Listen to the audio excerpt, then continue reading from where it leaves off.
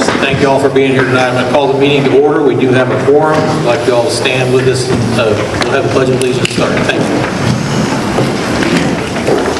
I pledge allegiance to the flag of the United States of America and to the republic for which it stands, one nation, under God, indivisible, with liberty and justice for all.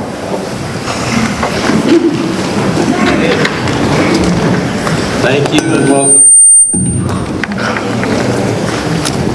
Okay, first item. That's a new squeak. Okay, first item up was we have approval of the agenda. Can I get a motion to approve the agenda? I'd like to remove 6E. Okay, hold on a second. So I have a motion to approve the agenda, but it sounds like you're wanting to remove something. Is that correct, Alderman Dieter? 6E.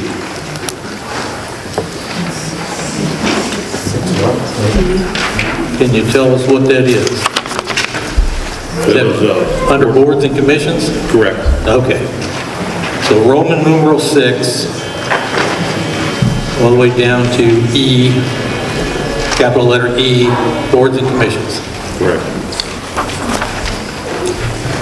Okay, with that item removed, can I get a motion to approve the agenda? I would like to make a motion to amend the agenda. Okay. I would like to move item 10A to behind 11D, so make it 11E.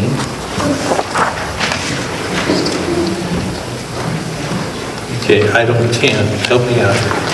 That is the site plan approval, Unfinished business. Okay, and move to under 11.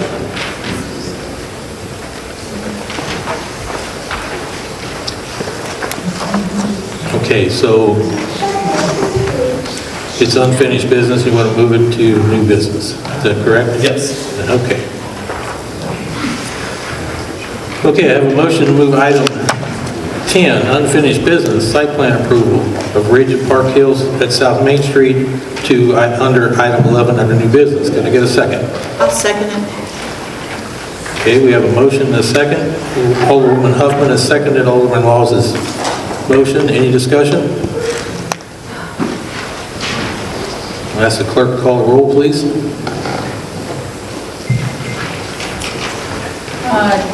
Sorry, I got this. Take your time. It's all right. Dieter, Yes. Wallace, Yes. Huffman, Yes. Horner, Yes. Laws, Yes. Junior. Yes. Motion carries. Thank you. Okay, so we have that amendment made, and we have one item removed. Can I get a motion to approve the agenda as presented I'll make that motion. with those changes? Okay. Laws and Dooner. Will you make sure you grab some pictures and present the flags?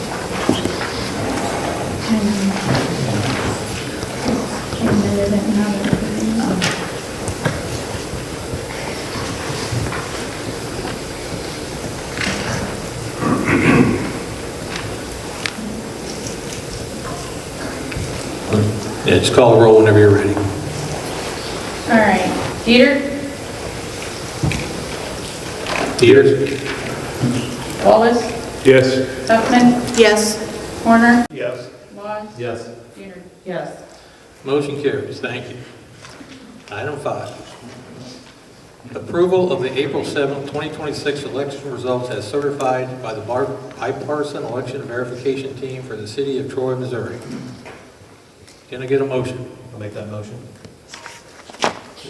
We have a motion by Alderman Laws, seconded by Alderman Horner. Assuming there's no discussion, I'll have the clerk call the roll.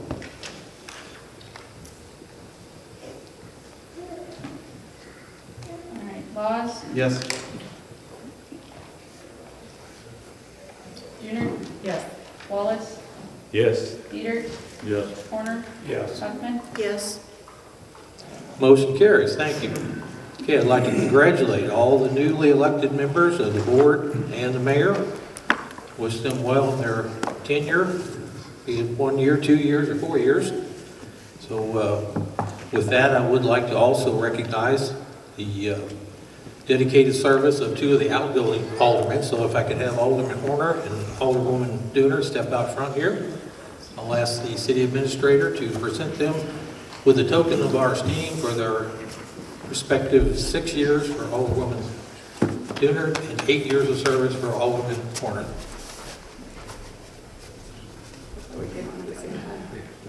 We both came on a I joke. apologize, I gave you 2 extra years, sorry. You can stick them on the end of your life, whatever you do. Let me, if we do it all together, I'll get you.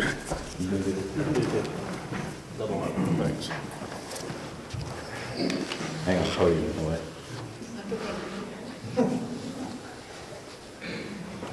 Look at that.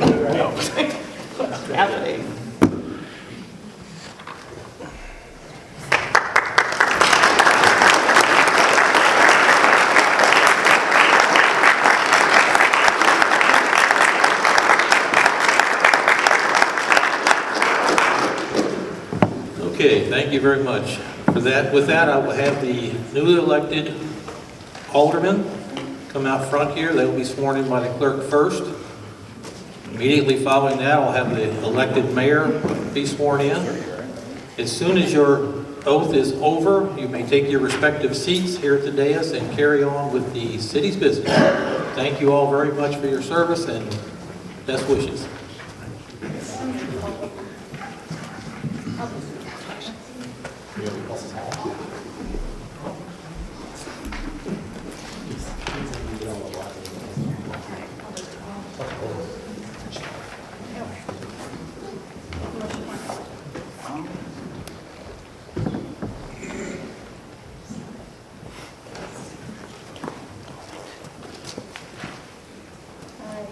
Raise your right hand. All right. Do each of you solemnly swear that you possess all qualifications prescribed by law for the offices to which you have been elected, that you will support and defend the Constitution of the United States, the Constitution of the State of Missouri, that you will support the provisions of all laws of the State of Missouri affecting cities of the 4th class and the ordinances of the City of Troy, and that you will faithfully demean yourselves in office and faithfully perform the duties of your respective offices to the best of your ability. If so, please respond, I do. I do. So help you God. Congratulations, all of you. You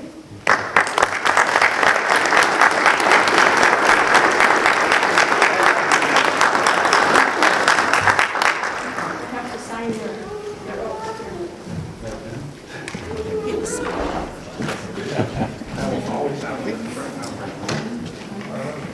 All right, we're going to take a quick 5-minute break so our new aldermen can sign their oaths of offices, and then we'll sit down to business.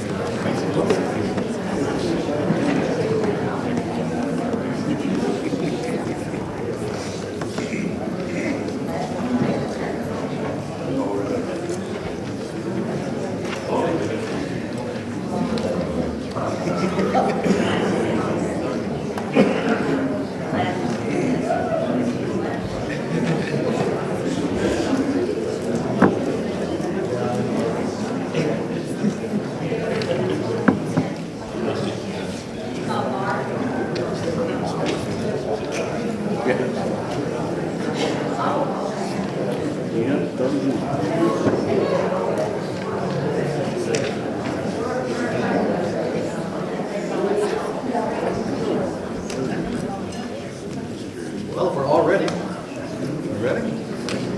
All right. Call us back into order. Our first item of business for the new Board of Aldermen is to elect a Board of Aldermen president for a term of 1 year. I would like to nominate Dennis Dieter for that. Okay, I have a nomination for Dennis Dieter. I'd like to nominate Alderman Wallace.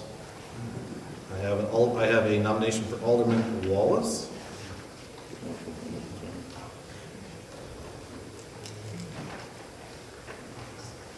Hearing nothing else, I'll close the nominations. Can I get a second for Alderman Dieter? I'll second. I have a second by Alderman Wallace. Any discussion? I'll ask the clerk to call the roll. Huffman, Yes. Martin, No. Kazada, Yes. Wallace, Yes. Dieter, Abstain. Gephardt. Yes. Motion passes. Congratulations, Alderman Dieter, Board President for the next year.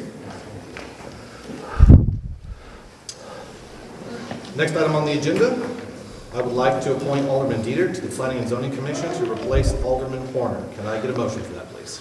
I'll make that motion. I'll second. A motion from Alderman Huffman and a second from Alderman Gephardt.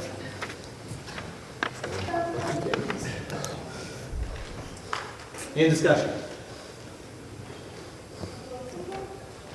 Hearing none, I ask the clerk to call the roll, please.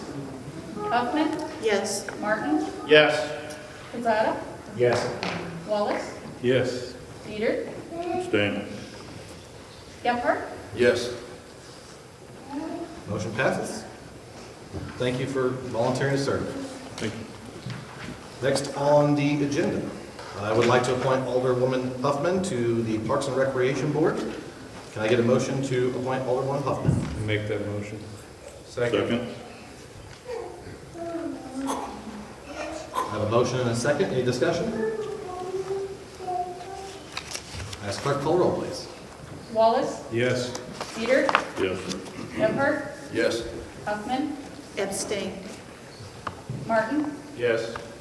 Kazada. Yes. Motion passes. I thank you for your willingness to serve. Thank you. All right.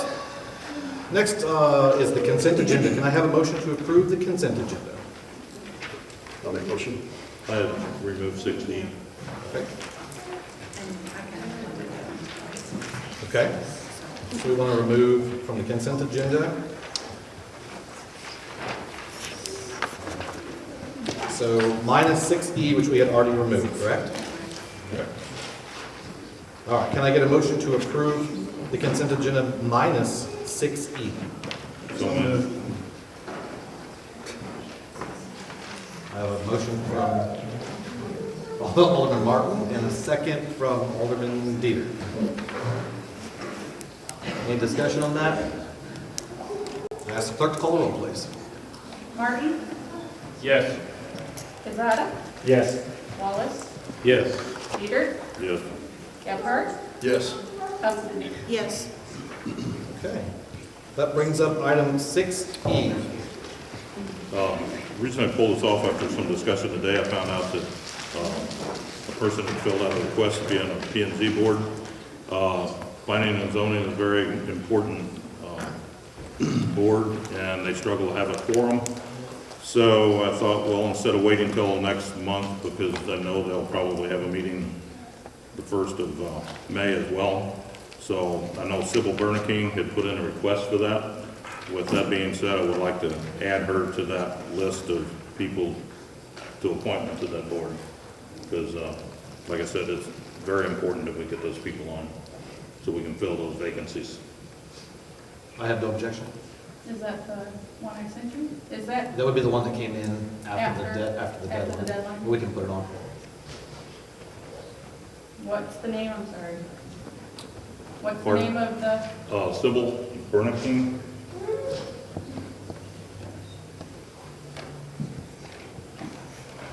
I think I got that right. You wanted to speak on Ashley.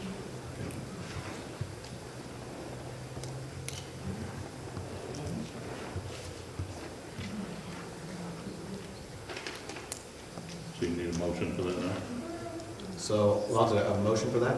Okay, I'll take a motion. I'll make a motion to add Sybil Berniking to the Planning and Zoning Board. Alderman Dietrich for a motion. I'll second. Second. Are we approving all of the appointments or just this one? No, Just this one, because I think, just that one because we have another to yes, discuss. there was another. You want to hold off on the vote until all at once? Well, it might be easier. Okay. I Okay. mean, unless you're wanting to.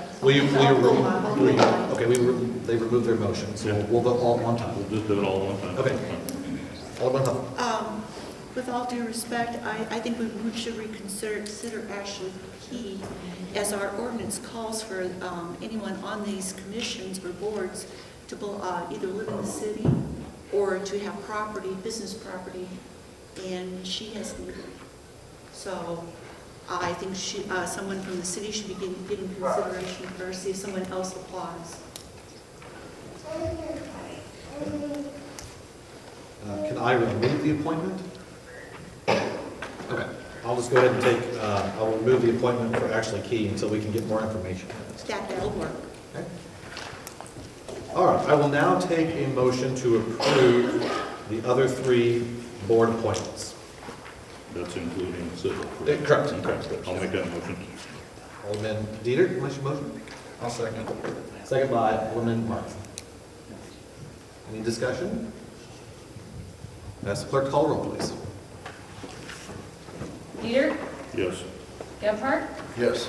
Huffman, Yes. Martin, Yes. Quezada, Yes. Wallace. Yes.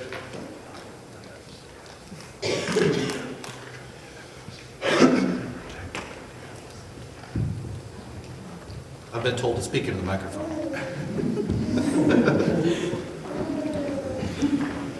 Okay. Before we open the public hearing, I have a little bit of business to attend to. I'd like Lieutenant Chad McAllister to come down front, please.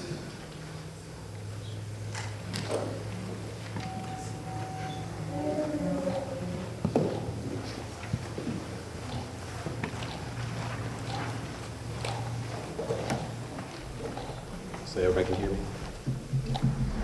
New? It's on. Hello, hello? Okay, well, I guess I'll just talk up. A proclamation recognizing exemplary service and dedication of responding officers. Whereas on January 10th, 2026, at approximately 5:08 p.m., officers of the Troy Police Department were dispatched to 421 Capitol Gray Street in response to a report of a child screaming from within a residence. And whereas K-9 Officer Matthew Williams and Officer Austin LeGrace arrived on scene and immediately recognized the urgency upon hearing children screaming for help, prompting swift action to gain access and ensure the safety of those inside. And whereas responding officers located 8 children, ages 1 to 9, living in unsafe and unsanitary conditions, and took immediate action to secure their safety and request additional assistance. And whereas additional officers, Officer Chris Davis, Officer John McCoy, Officer E.J. McPike, Sergeant Jacob Green, and Lieutenant Chad McAllister provided critical support in securing the scene and assisting with emergency response efforts. And whereas Detective Greg Turner led the investigation and coordinated with emergency medical personnel and the Missouri Division of Family Services to ensure the children received necessary care and were placed into protective custody. And whereas the coordination of professional actions of all responding personnel resulted in the protection of vulnerable children and demonstrated the highest standards of public service. Now, therefore, be it proclaimed that the Mayor and Board of Aldermen of the City of Troy do hereby recognize and commend Officer Matthew Williams, Officer Austin LeGrace, Officer Chris Davis, Officer John McCoy, Officer E.J. McPike, Detective Greg Turner, Sergeant Jacob Green, and Lieutenant Chad McAllister for their professionalism, compassion, and dedicated to duty. In witness whereof, I have hereunto set my hand and caused the seal of the City of Troy, Missouri to be fixed this 20th day of April, 2026.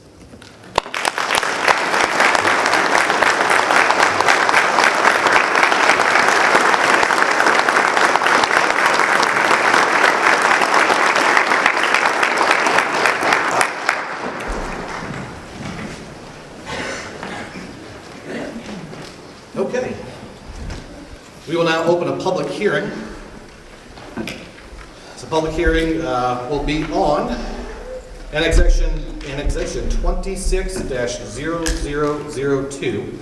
Annexation of Troy Industrial Park LLC is requesting approval of a voluntary annexation request for South Highway 61 Boulder Falls, parcel number 1490310000005.000. This has been postponed by the applicant. Item B, rezone. Troy Industrial Park LLC is requesting approval of a rezone request for South Highway 61 at Boulder Falls, parcel number 1490310000005.000 from R1 Single Family Residential District to I1 Light Industrial District. Again, this has been postponed by the applicant. We will announce the public hearing will be continued until May. The last one, zoning use change, permitted uses. Consider proposal to amend section 405.115 C1 Central Business District, subsection A2, permitted uses. If anybody is here to speak on those, I welcome them now. I have, first one, Debbie Foley.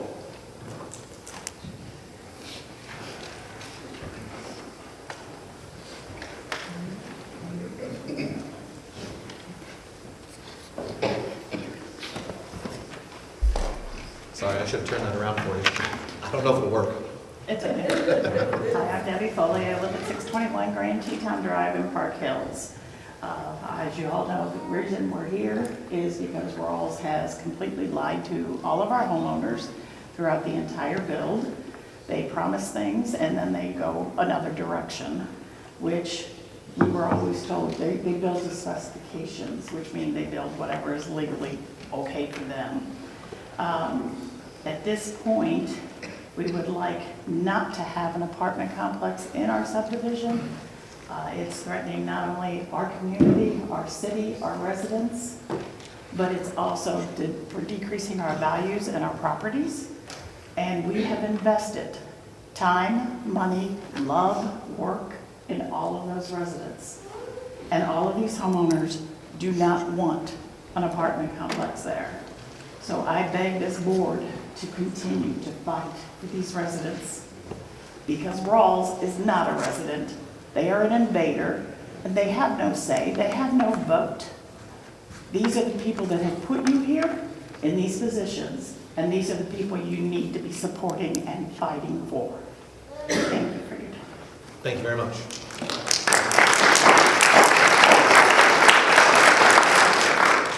Next up I have Peter Wall.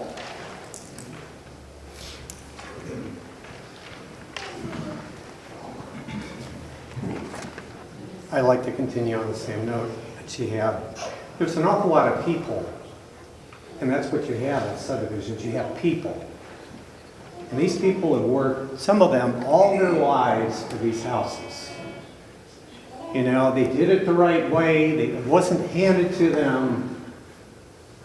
They worked very hard.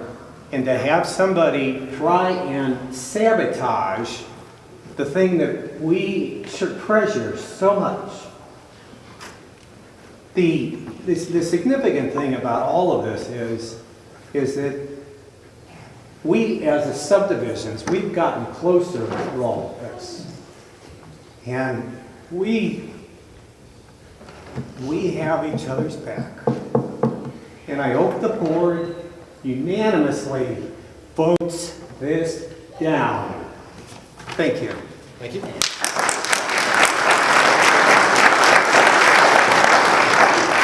Next up, I have Joseph Clarkson.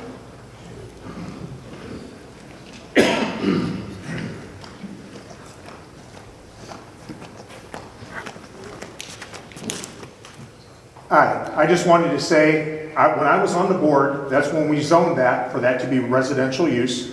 And the original intent was for high-end homes. They were supposed to be Taylor homes. That was formerly Taylor, Morley, and Simon.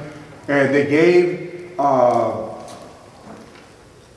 like a variance for it to be on smaller lots because they were going to be high-end homes. Apartments are not what the city residents want. Thank you.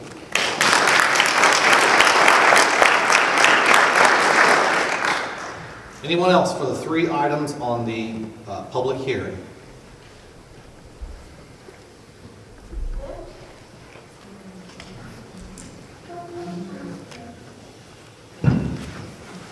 Hello. If you'd state your name. My name is Kim Pawlowski, and I don't live in that subdivision, but this little baby does. And he lives right across from where those apartments would be. My daughter and her husband selected their very first new build home, spent a lot of money, have spent a lot of money to live there and to raise their young family. And they didn't and wouldn't have chosen that subdivision if they had known there would be an apartment complex literally across the street.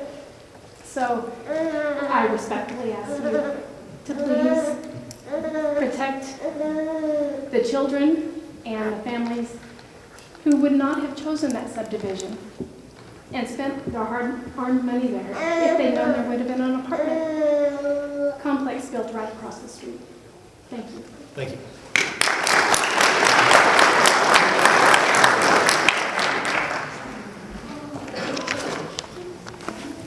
Please state your name for the record, please. Meredith Childers, I'm at 2090 Central Park Drive. We stand here today just not as homeowners, but as people who believe in a promise. We invested our savings, our time, and our trust in Rouse, a company whose own slogan is "The Builder You Trust." Those words matter to us. They help guide our decision. They set an expectation. Buying a home is one of the biggest decisions most of us will ever make. It's not just a financial investment, it's emotional. It's where we build our lives, raise our families, and create stability. We trusted that the people responsible for building and representing these homes would honor that responsibility. Instead, our trust with the builders was met by them with lies, misleading information, and now threats. This isn't just about frustration, it's about trust that has been broken. And when trust is broken at this level, it affects not just individual homeowners, but the integrity of our entire community. A slogan like "The Builder You Trust" isn't just marketing, it's a promise. When that promise is not kept, it's not just disappointing, it's a failure of responsibility. And it raises another question we cannot ignore. Can we trust our city? Can we trust that the systems meant to protect homeowners, ensure accountability, and uphold standards are truly in our best interests? Because trust is not just placed in builders, it is placed in the institutions that oversee them. My trust in Rouse is gone, but I hope my trust in the city of Troy I can count on. Thank you.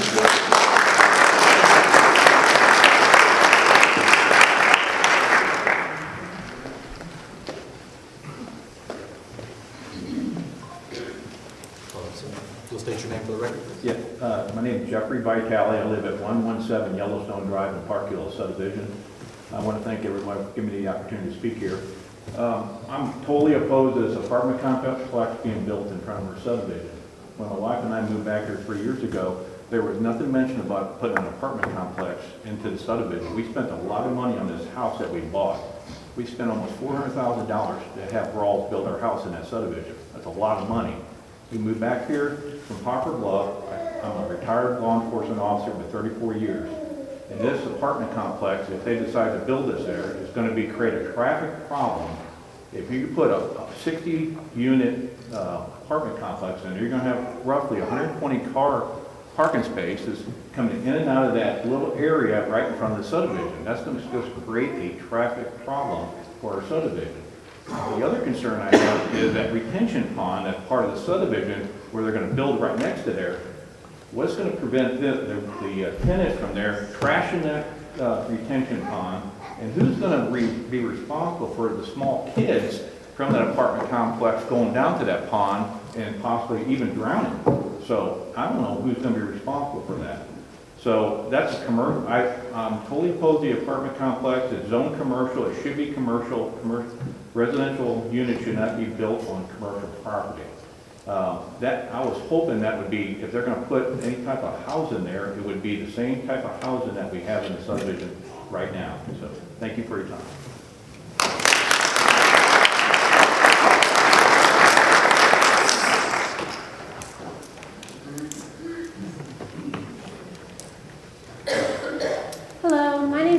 Brown. I live directly behind where they're building, and they've already started taking down like all of the trees and like doing a whole bunch of stuff back there without even knowing that they can do anything, which is just kind of crazy to me. It's my 27th birthday today. I left my birthday dinner early just to come here and let you guys know that this is not, like, we bought that lot and it was a lot of extra money because it was nothing behind. And they promised that there would be nothing behind, and that's kind of also why we bought it, so we would have privacy and stuff for her. And now with the idea of apartments being in her backyard and people that we don't know living in them, it's not really a community for us anymore, and it's just kind of upsetting that we bought our house with a company that has their family marketing all over it, and obviously they only care about their own family because they're showing how kind of greedy they are with this whole situation. So we're just a little upset about it, and we're hoping that it doesn't go through. Thank you.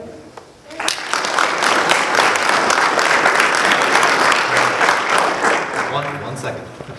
Just as a reminder, if you sign up for public comment, that is next. So this is the public hearing for this, and then there's public comment next. Go ahead. You have my name. Rachel Duder, 120 Cottonwood Lane, Troy, Missouri. I am simply here because I work with these people. I develop friendships with these people. I've listened to them. I've talked to them. I've visited with them. I have heard their concerns. You were elected by the people and for the people. These are your constituents. The families who live here spend their money here and make up our Troy community. The traffic concerns alone should put pause, but more importantly, these are families who invested in what they believed would be their forever homes. Now they're being forced to consider selling or living with a decision they never expected. This area is zoned commercial, should not be for apartments. Where our community may have a need for additional housing, this is not the right location. Placing apartments at the front of Park Hills, directly in front of established homes, is not the best interest of the people you represent. Do the right thing, do the common sense thing, keep commercial zoning for commercial use.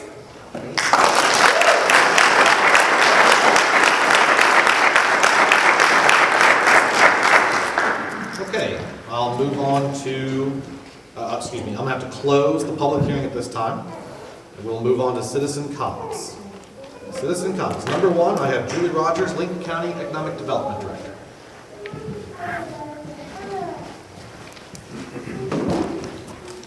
Good evening, and I'm going to keep this really brief. I know you got a big agenda tonight. I just want to introduce myself to those of you who are new to the board. I'm Julie Rogers. I'm the Director of Economic Development for Lincoln County. That includes all 8 cities. I'd love to sit down and talk with you guys sometime in the future. Mayor Laws and I just talked about that. Give you an update about what's going on, all the plans, things that we're working on, and talk what we can do and work together. I'm going to leave you some information and hope to see you soon. Thank you. Thanks, Julie. Next, I have John Nations.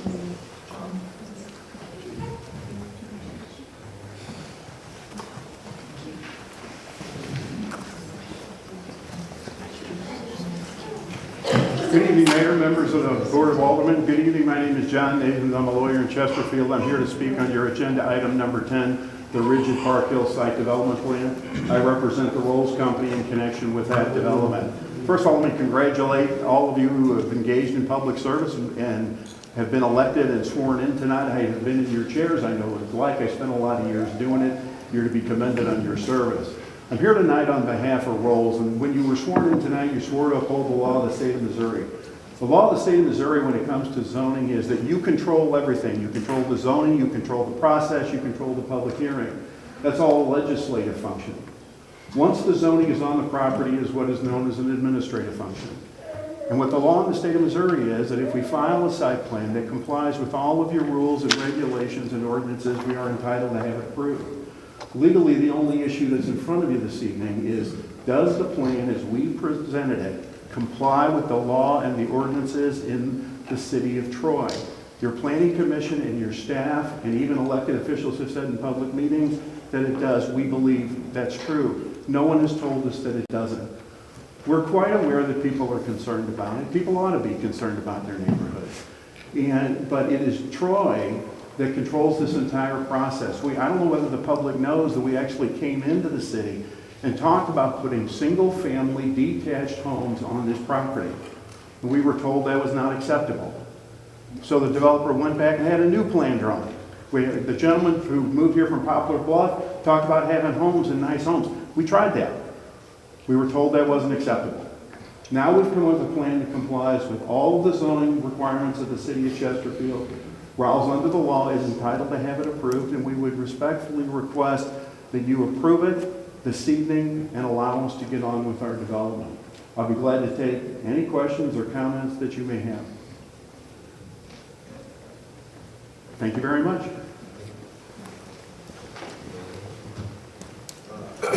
Next up, Daryl Williams. My name's Daryl Williams. I live at 2459 Oak Forest Drive here in Troy. Last Tuesday, my 25-pound dachshund was mauled, would be, I guess, attacked, damn near killed in my side yard, closer to the backyard, by a pit bull that was loose from 3 doors up. This dog has been loose before. I've called on it. I've shooed it away several times.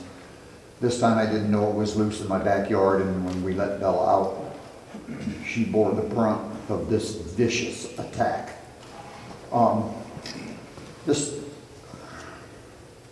The ordinances are clear on vicious dogs and what needs to be done for people that, you know, own these animals, but there needs to be some backbone put into it. You know, these people got to understand these animals. What went on at my house last Tuesday was so stressful. I want to shout out to Officer Ryan. I watched that man put himself between a small child on the sidewalk to protect her from another charging pit bull from across the street that wasn't even involved in the first call that he showed up for. So in my mind, the way that dog came across the street, I think he saved her. I think his sound of his taser helped something, made that dog veer off. But he should be commended. My neighbor, Scott Smith, he pounded on that pit bull with a steel rod 4 times across the head and the back until it would release my dog. It then followed him up onto my deck and sat there until the police showed and more help arrived. Now this was last Tuesday. We're already $2,200 plus in vet bills, and she's my dog of 13 years, and you know, money is not the object here, but having these dogs run loose, the one that came across the street, he blew right by the owner when the owner opened up the door.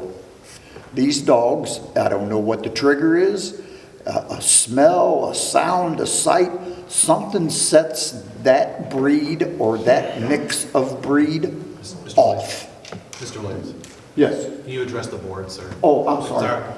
I'm sorry. Something It's all right. sets this type of animal off.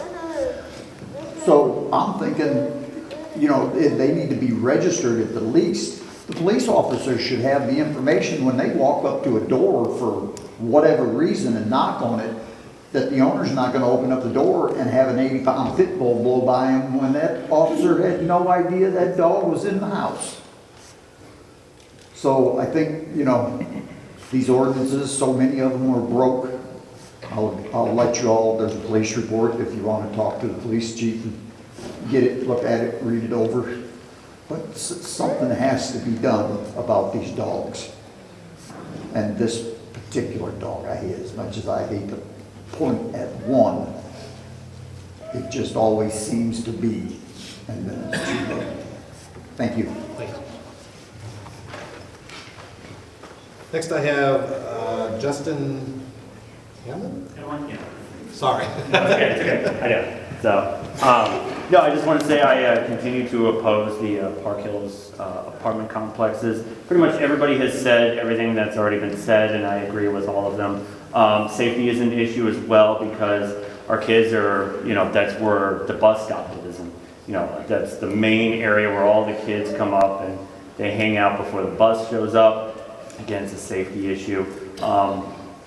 Since they've already broke ground and started kind of doing the foundation and everything, if they want to do like a fenced in, like a playground or a clubhouse where we can all gather, because we do like chili cook-offs, and we'll do the Mr. and Mrs. Santa Claus events and everything like that. And I think that really does help kind of build a community. I mean, we're already doing pretty good, but I think if we have like a solid place, that would be great. Again, that's just one of those, since it's already decluttered and there's a foundation, if I can suggest anything, that would be a clubhouse. Just so it would be great for all of us to kind of come together as a subdivision. But everybody just pretty much already said everything that we said, and thank you for hearing me out. Appreciate it.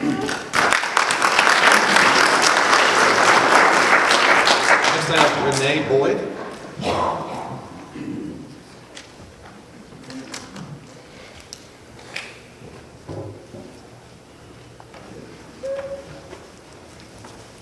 Good evening. I am Renee Boyd, Regent of the Troy Chapter, Daughters of the American Revolution. Our chapter has been in Troy for 112 years.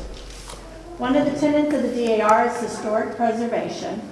Over the past 3 years, members of the Troy Chapter DAR have undertaken a project to document burials in the historic section of the Troy City Cemetery.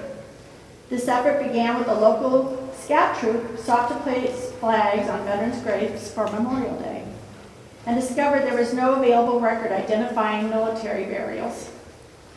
We also found that the current record system had made it difficult, had made it difficult for citizens and descendants to locate historic family burial plots. In response, we began recording as many older interments as possible in order to make this information more accessible to the public. What began as a straightforward effort to catalog gravestones and burial locations soon developed into a much broader historical undertaking. Our research revealed not only the resting place of veterans, but also of those notable community members whose lives contributed to the early settlement and development of Troy and the surrounding area. Among those identified were physicians, attorneys, business owners, authors, civic leaders. In addition, we have documented to date the graves of 10 daughters and 7 sons of Revolutionary War patriots. These findings have underscored the historical significance of this cemetery and the importance of preserving and sharing the information with the community. As part of the America 250 commemoration, we have published the first volume of this work, documenting more than 759 graves. The interments are organized by sections corresponding with the city's original cemetery map, with each section further arranged by row. For each grave, we record the information inscribed on the marker, along with the additional biographical and historical details uncovered through our research. It is our honor to present to the City of Troy, a copy of this manuscript. It's called The Historical Troy City Cemetery Record of Interments, Volume 1. Every year, we lose old tombstones to the weather and falling branches. We have 5 broken stones in the last 2 years. We are working to put some of those back together. We would also like to respectfully request the city's assistance in making these graves easier for the public to locate by marking the section numbers on the road pavement adjacent to each cemetery section. We believe this would be a practical and meaningful improvement that would greatly benefit residents, descendants, and visitors alike. But we would like to thank Ryan Howell for his assistance in this project. He has been so helpful in our research. We are presenting him with his own personal copy of the manuscript, and I want you to know how hard he works to make our cemetery beautiful. Thank you. Thank you.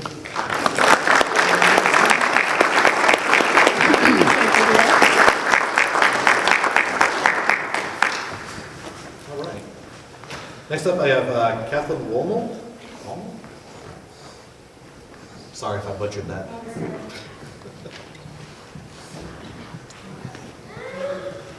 Hi, my name is Caitlin Mummel. I live at 28 Central Park Drive. I think I wrote on the wrong thing. But I'm just here to say me and my husband just moved in here a little bit over a year ago. We got married. moved in right away, wanted to like start a family and everything, and this has just all put a stop on everything. We don't know if our house value is going to go down. We don't know who's going to be in our backyard.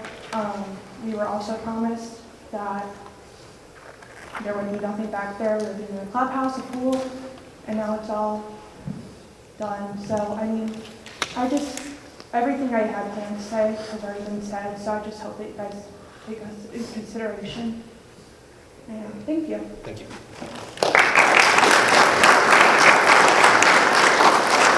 Next, I have Walter Wright.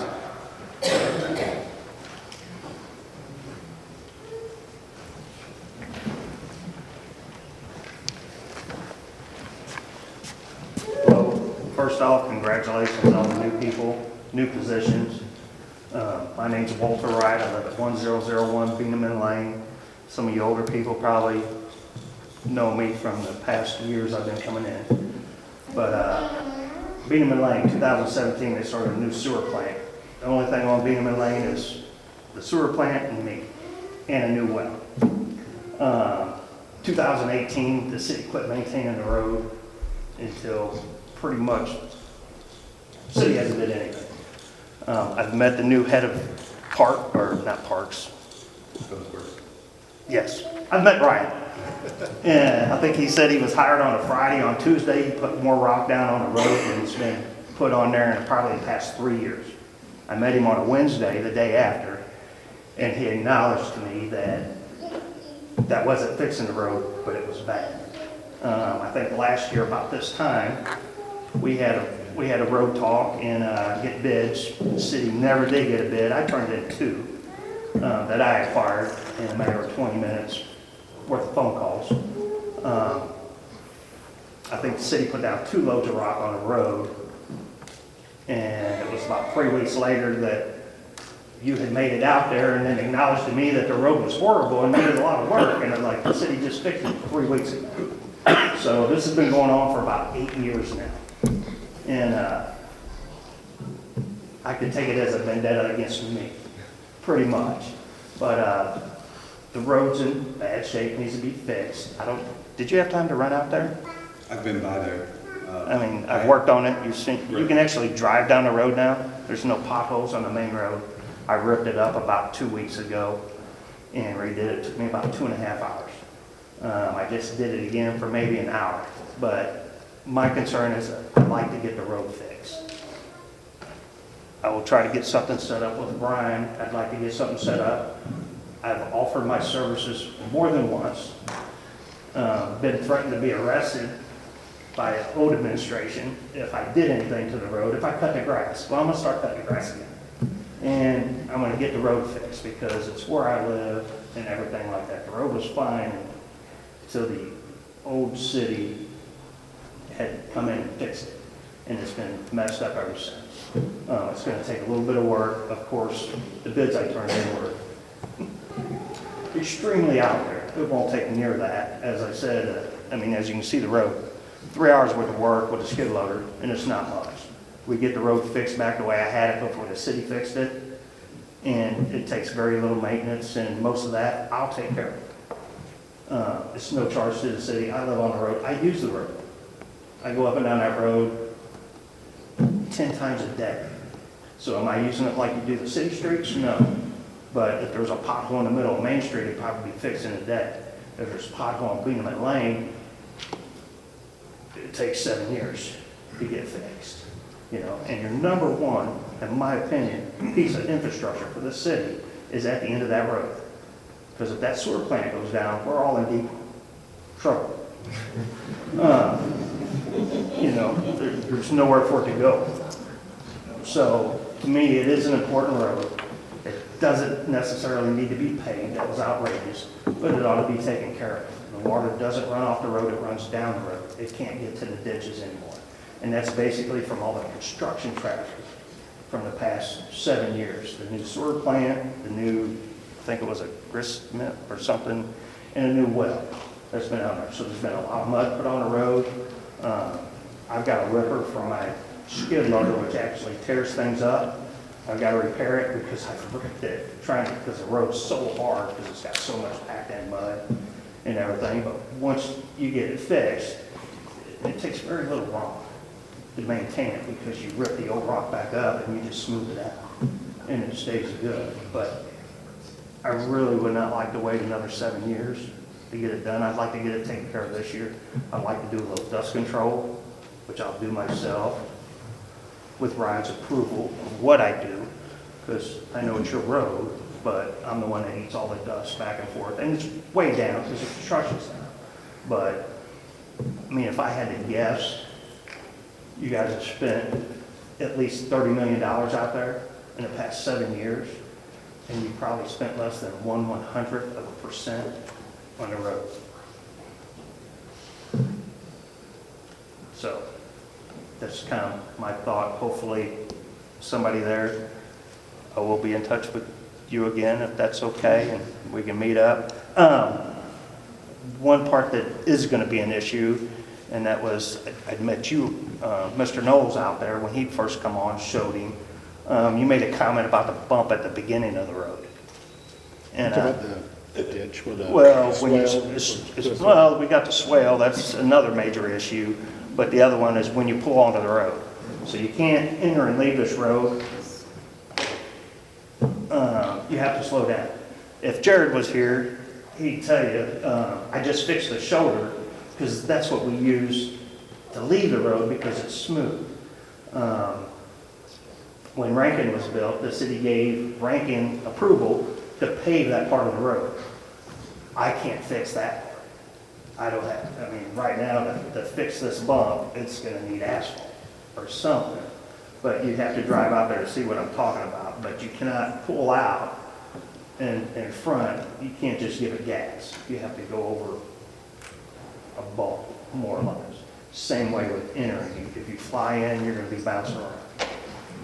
So that's gonna be one thing I cannot do that probably needs to be addressed, is that part. We can look at that. Yeah, and I don't know. I mean, within me and you, probably 20 minutes, we can probably come up with a plan that's going to be there. I haven't went down the hill because it needs more attention than the main road. I've got the main road pretty decent. It needs a little bit more, but I don't want to go there without talking to Ryan and getting that. So if you guys, I don't know, approve or whatever, give him an okay. I don't know what all it takes, but you know, we can get it in the next couple of months. I'm doing it in my spare time. I know he's probably found out in the last month he's got a lot more important things than Beanham and Lane to deal with, and all I need is a little bit of help, a little bit of rock, and I think we can get the road in pretty decent shape and then maintain it. Thank you. Thank you. Next up, we have Karen Leonard.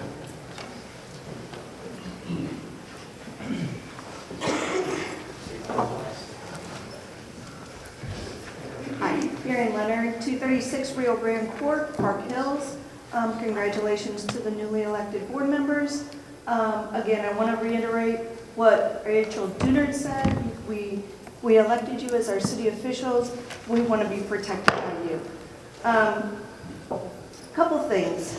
Again, safety. I think safety is a big thing. We're adding additional 60 units, 120 possible people, right there at the beginning of the subdivision, where we already have traffic concerns.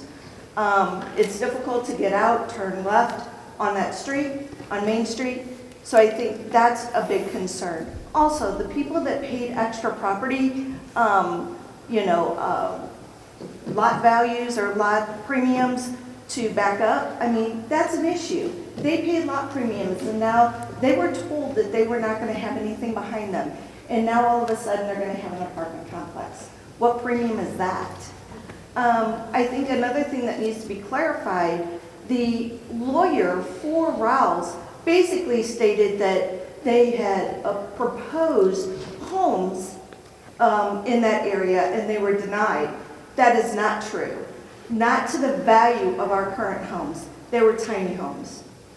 So it was not to the value of our current properties.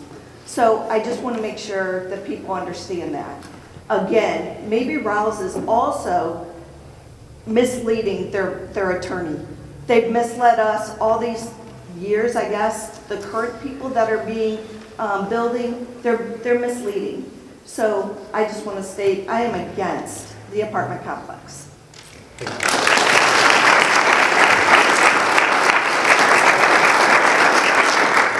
Next, we have Jeff Vitale. You already went. So good? Okay. Next, we have Meredith Childers. Just want to make sure. Next up, we have Anthony Young.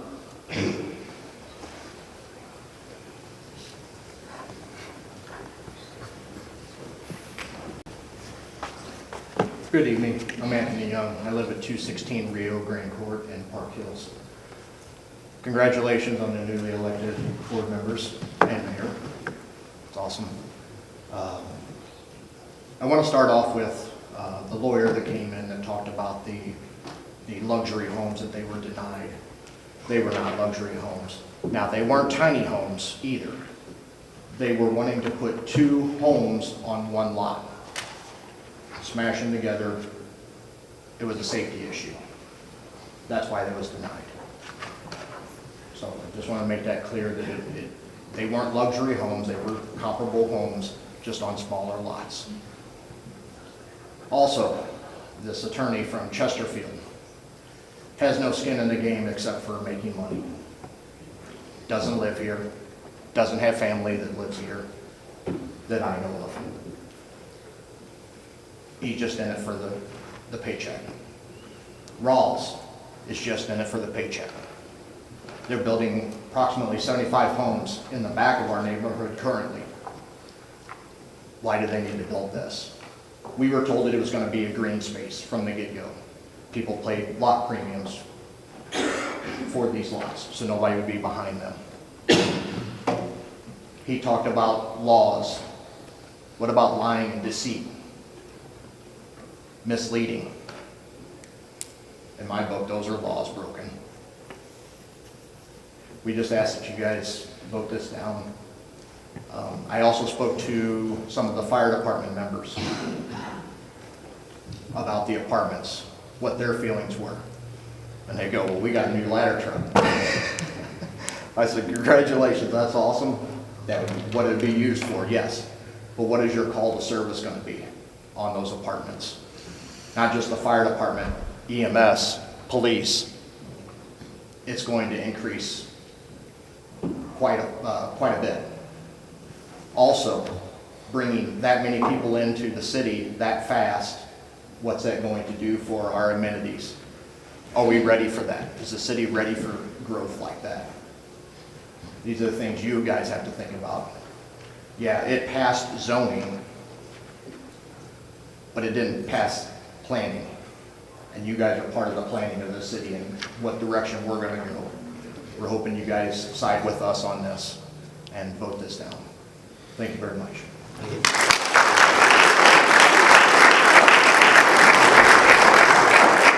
Next we have Terry Black.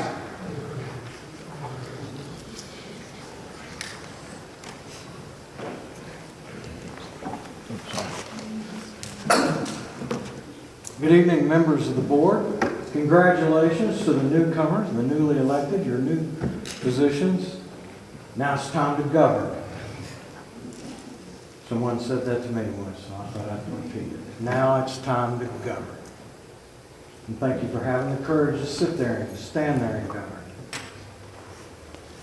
You know, it's pretty obvious that Troy's a city on the move here. There's a lot of interest in Troy. You have a lot of newcomers coming to town, and things are changing.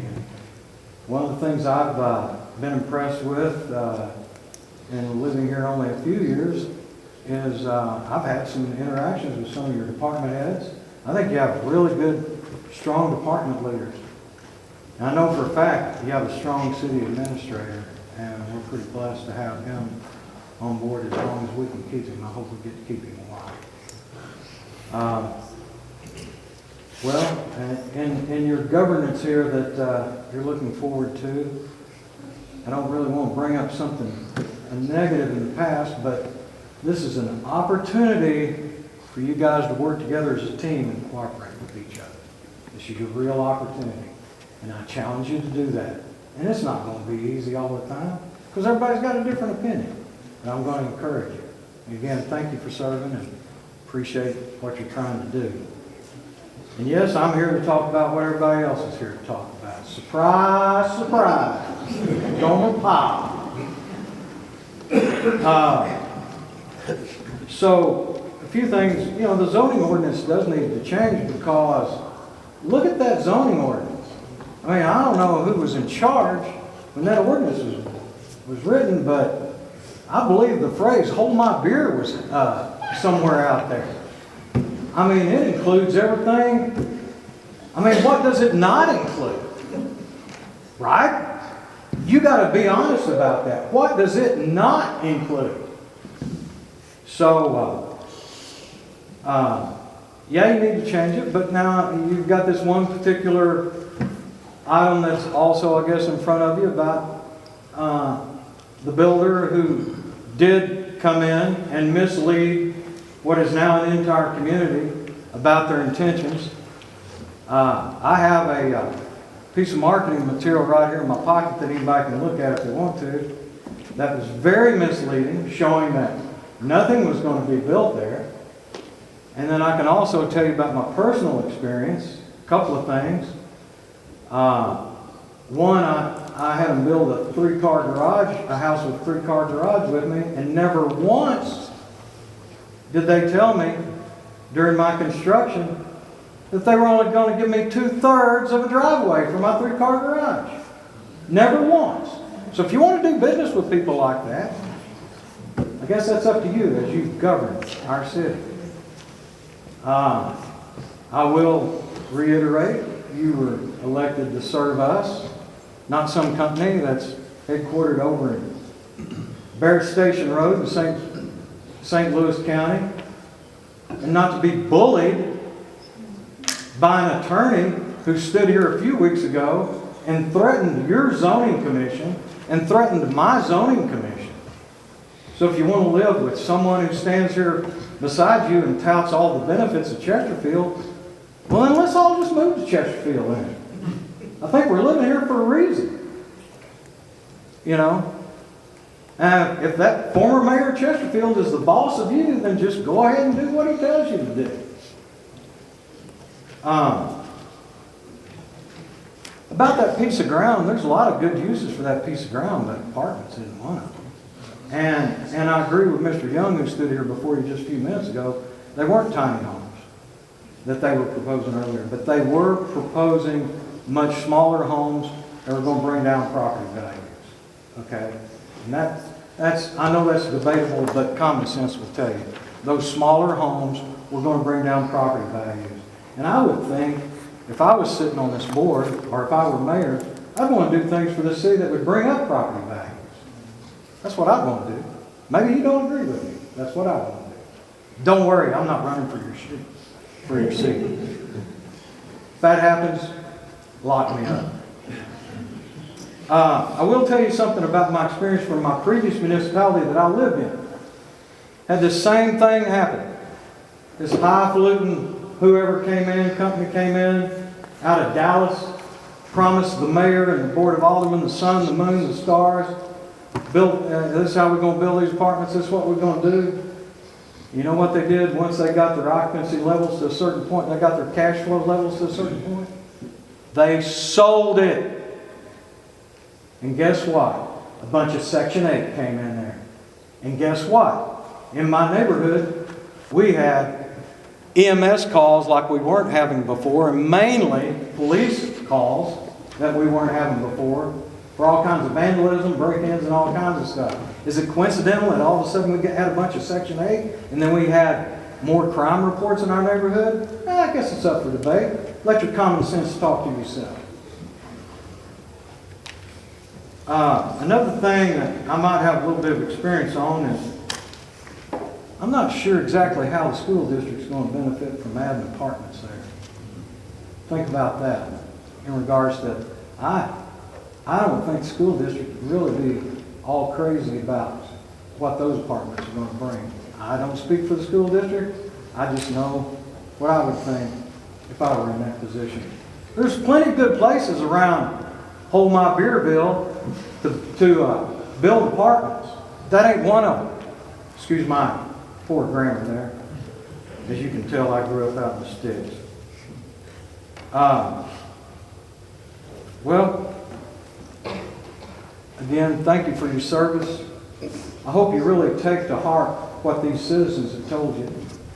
And I hope you don't enjoy being bullied by someone who has no legitimate interest in what's better for the city of Troy. Thank you.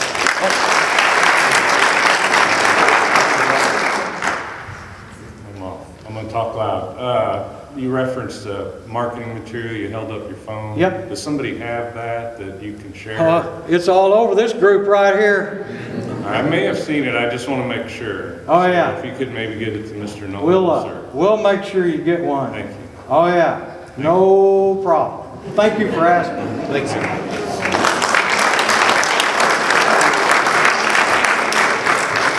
Last but not least, Alexis Brown. You want to go again? Or are you good? Yeah. Okay. I guess I just want to talk about Raul saying, talking about laws and things. I mean, we can talk about laws. I'm pretty sure it's against the law to sell houses under false promises and things like that. So, I mean, if we want to pull up receipts and things so that we paid extra for our space, for our property because of where it is, then we can, and we can go that route as well. It's just, I don't know if we want to be talking about laws and stuff, but yeah, thank you. Thank you.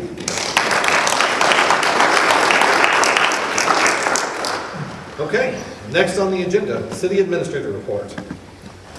Thank you, Mr. Mayor. A couple items that the staff will be bringing before the board at the next meeting. We're taking a long, hard look at our streets. We've been talking about for some time having a focus on a comprehensive program to improve our streets. Today, myself and our new Public Works Director, Mr. Rockwell, met with a company which we've already budgeted for to come in and do a complete street pavement assessment of the entire city, log and document all of the conditions of the streets, help us estimate what repair and replacement costs would be. It was really an amazing presentation.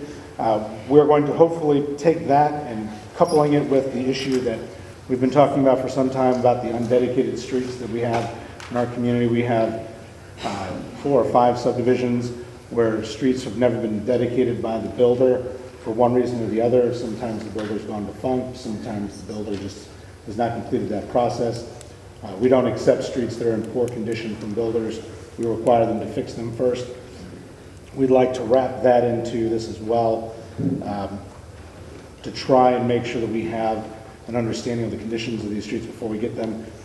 And then also work with these subdivisions, these HOAs, and these builders on a process for getting those streets repaired and getting them dedicated to the city.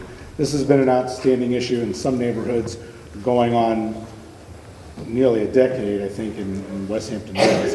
So we're having active conversations with at least one HOA right now about a process and a plan which we'll be bringing before the city. So that will be an HOA, or rather an RBA for the next meeting, but I wanted to put on your agenda, put it on your radar. Also, just to clarify, during the public hearings, we had 2 public hearings that were postponed, one for an annexation, one for rezoning. The annexation, I spoke to the developer today. Well, they're looking to have it on the agenda for June. Once they complete some work that needs to be done there in the floodplain. And then anytime a parcel is annexed into the city, it comes in as R1. This is expected and already planned to be a industrial use or commercial use. So that's why we have a rezoning for that as well. So right now we're on track. We expect that hopefully to be on the June agenda. And so I'll talk about that more at a future meeting. And then lastly, before I turn it over to one of our staff members, wanted to put on the agenda, or put on the radar for the board, a conversation about having a goal-setting workshop. I did provide you a brief little blurb in my update that before we get to the budget planning, I would like to get at least a little bit of opportunity to understand, especially because we have 3 new members of the board, an idea of what the goals are for the group. This would start with some take-home assignment for you, so we don't have to spend a whole day together. Not that I don't mind spending a whole day with you, but if we could do some pre-work and then maybe get together, have a 2 or 3 hour work session where we will have that information compiled, talk about goals, prioritize them as a group, and then help utilize those goals to help us kind of set the budgets as we go forward in the next fiscal year. So I'll be reaching out to you tomorrow, talking a little bit more about your availability. But right now, I'll have Linda Flynn, our finance director. She has some dates she would like to throw out, or at least arrange, to talk about our budget workshop dates that we would like to get on the calendar for very late May. So, Linda? Hello. I am looking right now at Wednesday, the 27th, or Thursday, the 28th of May, and then we can start working backwards if those don't work for anybody. In the evening time, correct? Yes, it'd be like a 6:30 meeting, just like this is. You said the 27th or the 28th? 27th of May, that's a Wednesday. I'm sorry? Wednesday, the 27th, or if that doesn't work, Thursday, the 28th. Is it a time in the evening or? Yes, 6:30 usually. Is there a time? I mean, you can change the time, but normally you stick to the same meeting time. Is there a time that's too early or too late for anyone? If we need to adjust that for you? The 27th or 28th at 6:30 is perfectly fine with me. I can do either or. Thursday would work better. Okay. Anybody else? Thursday? Thursday then? Sure. Okay. Thursday, the 28th of May. Thank you.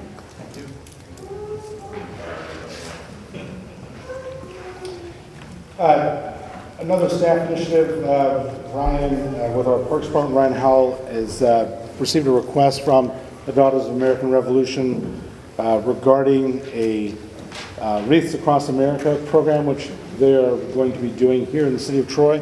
There was a request to place a promotional banner in our city.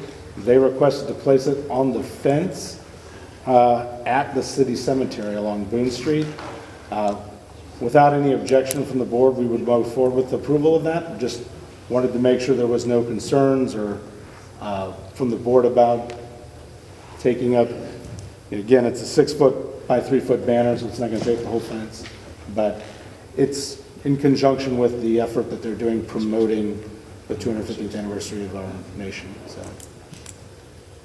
without objection, we'll go ahead and approve that. And then also, we should probably put this either in the consent agenda, but Ryan does have a special event application he'll tell you about.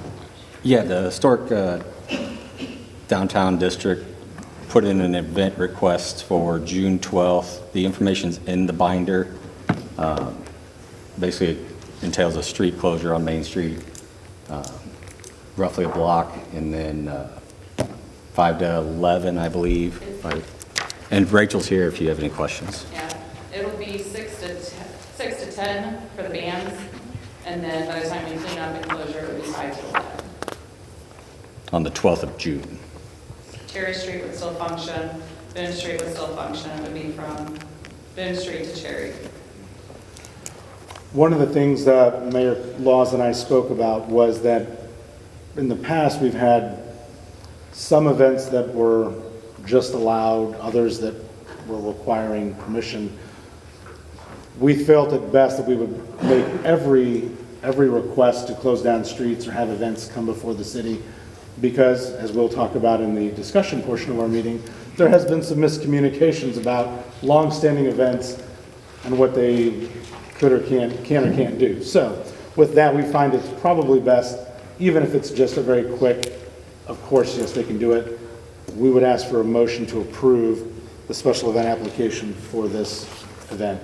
And we'll come back in the future for Night of 1,000 Stars and everything else, even though they've been long-standing events, just to force the conversation between the board and the event planners so that there's never a miscommunication about what they're doing and what is acceptable to the board and the city. So, Mayor, you can entertain a motion, not me. Chair will entertain a motion to approve. Second. Good. Ask clerk to call the roll, please. Martin, Yes. Quezada, Yes. Wallace, Yes. Dieter, Yes. Gebhardt, Yes. Huffman, Yes. I almost voted there.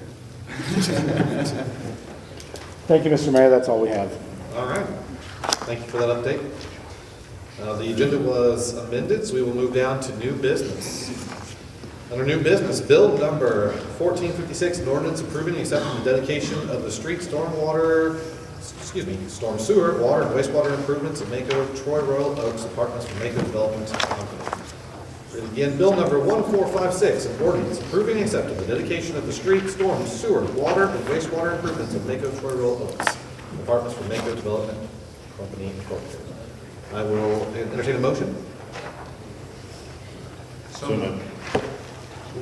I got Alderman Dieter first. Second. Second by Alderman Martin. Any discussions on this? Ryan, you've had the opportunity to go up and look at that. Everything's up to par. Thank you.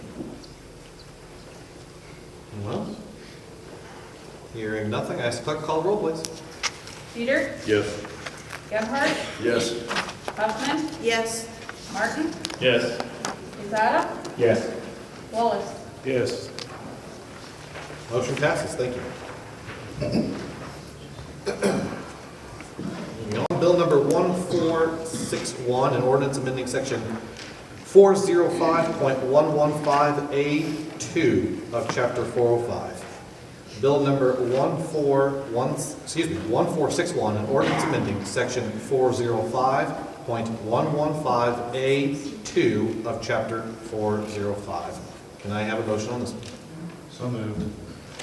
A motion from Alderman Martin. Can I get a second? I'll second it. Second from Alderman Huffman. I guess I will start this discussion.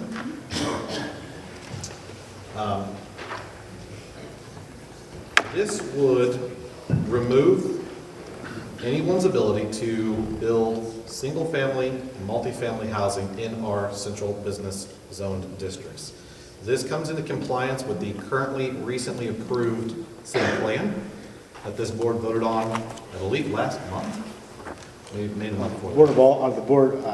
P&Z voted on it, I think, in February. This does apply to all the commercially zoned C1 properties in the city. I strongly support this. I feel this is a vital importance to our city. Not only does this protect the homeowners here in the city, but it also allows us as a city who survives on sales tax to expand our sales tax base. Obviously, sales tax pays everybody's salaries that we see here, police department, roads, everything that we do is funded basically through sales tax. So again, I strongly encourage you to support this. I'll open it up for anybody else. And then I just want to make sure we've dotted our i's and crossed our t's on all that. You want to speak on that? Sure, so just to be clear, this would be the entire city's C1 zoning district. We did allow for single family to be utilized only as a conditional use. So we do have some parts of Main Street, Cherry Street corridor that are C1, where you still have some single family residences. They would still be allowed as a conditional use, and anything that is not comporting with this change will be grandfathered in. So if it is an existing home, nobody's getting kicked out. Now, if the home gets blown down by a tornado, it has to come into compliance with the new one. Now, we did allow, again, for single family only as a conditional use, in part for some of those eventualities. But generally speaking, it gives the board a little bit more control to encourage the commercial uses, as opposed to what we have now, which is allowing any kind of residential to be in that district. And as the mayor said, 72% of our budget comes from sales tax. We heavily depend on it, and we only have so much commercially viable property in the city. This was something that I identified early when I came here. We've brought this up in all of the planning and conversations for the comprehensive plan, and so we think it's appropriate to do this at this time. So just to clarify things, in the Central C1 business district, there would be no residential, no single-family, dual-family apartments, There nothing? would be no multifamily, correct. The single-family would be allowed as a conditional use, so. They would have to come before the board. They would have to come before P&Z and the board. It would not be what we consider by right.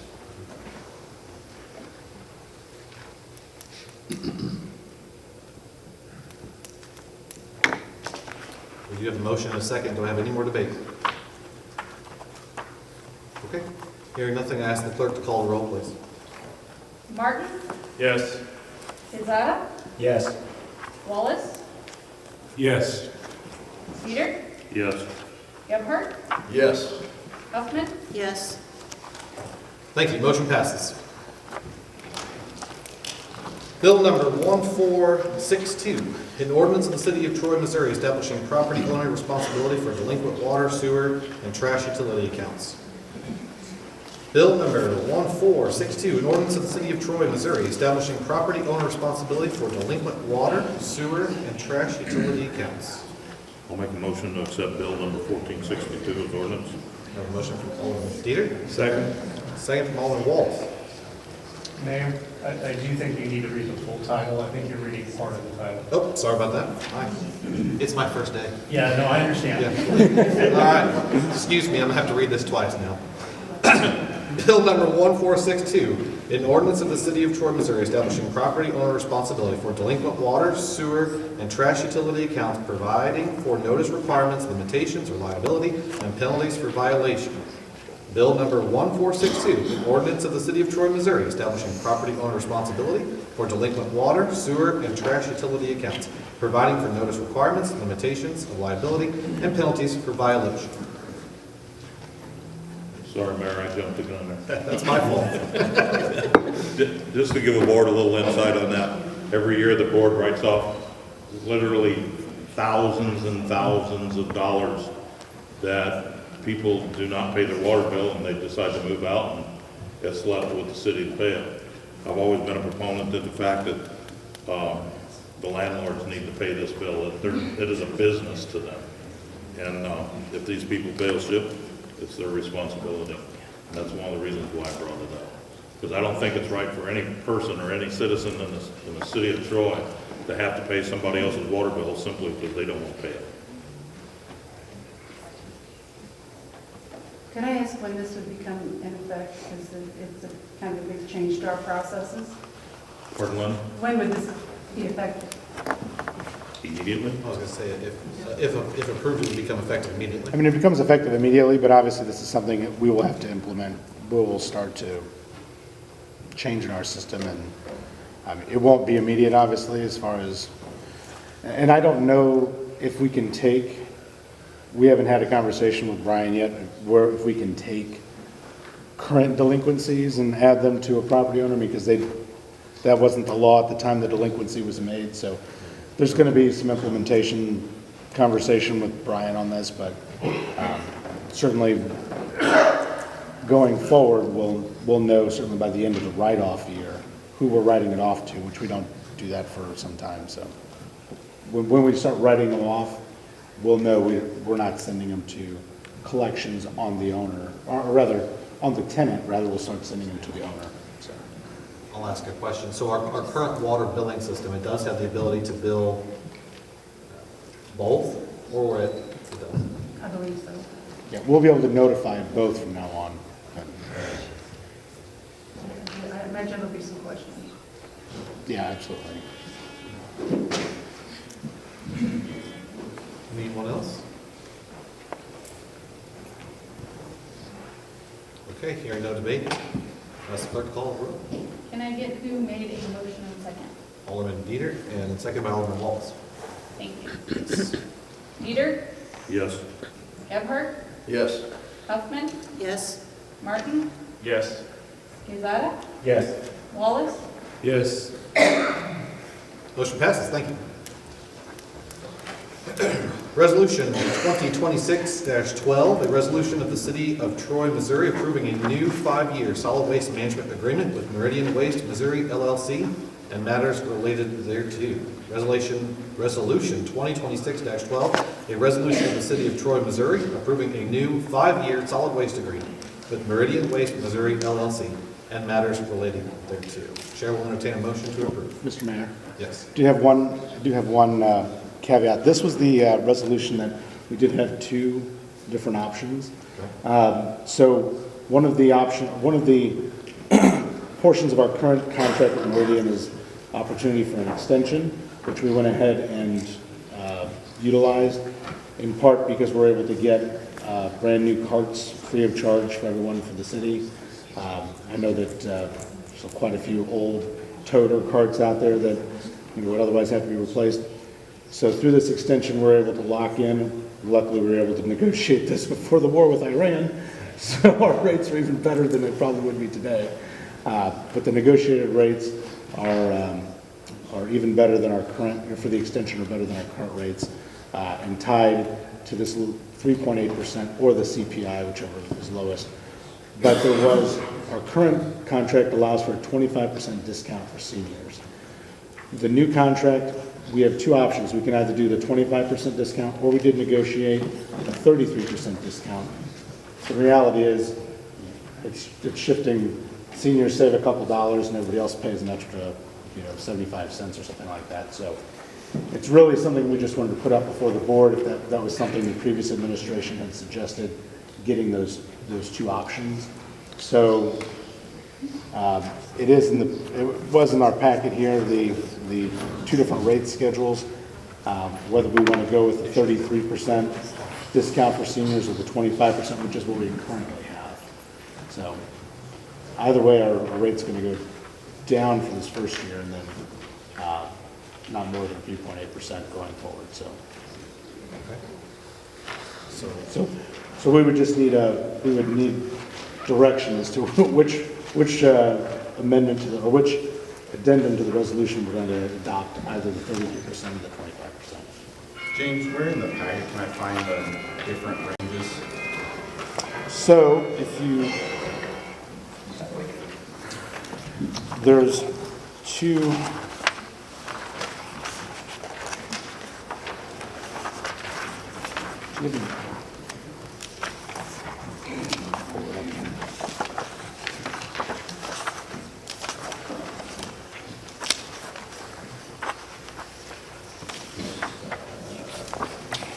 Well, there's no page numbers, so I apologize. You'll notice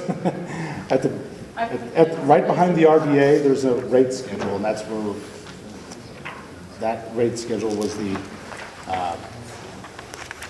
rate sheet if we kept with the 25%. At the end of the bill, there's a rate sheet, a different rate sheet, that if we would actually move to the 33%. So use the 33% senior rate. So you'll see essentially the senior rate would go from $17 on July 1, $17.07 to $16.75. I mean, it's not a big difference. I mean, it's 8%, or yeah, it's 8% difference. So you're really talking about the rest of us, paying a little extra, and the seniors saving very little extra too. But that was something that was explored, at the direction of the previous administration, so we did. So, let's see, yeah. So the difference between the two is one's the same rate. So we'll pay 44 cents more for the seniors to get a little bit better discount, or again, they're only saving, what was that, 35 cents so per month. Everything else in the contract is the same, those are the same, so it's just except we get new totes.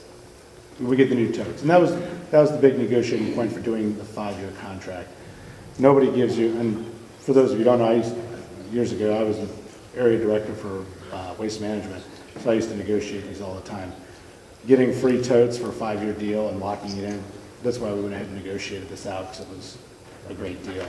we went and toured, we went and looked at all the rates what everybody else is paying around here, and, you know, this was by far the best for us locking in and getting that deal. I didn't want to confuse it with the whole senior discount thing. Like I said, this was something that was explored by the previous administration. Will they take the old totes? Yeah, they'll take the old totes away, and they're gonna get nice, new, pretty ones that aren't hopefully broken or missing wheels and stuff like that, so. I got mine last one. Like I said, it's a good deal either way. It just really depends on whether we want to increase the senior discount or not, so. So in their motion, they decide which one to motion, basically? Yeah. Okay. Well, Chair will accept a motion for whichever one you prefer to go with.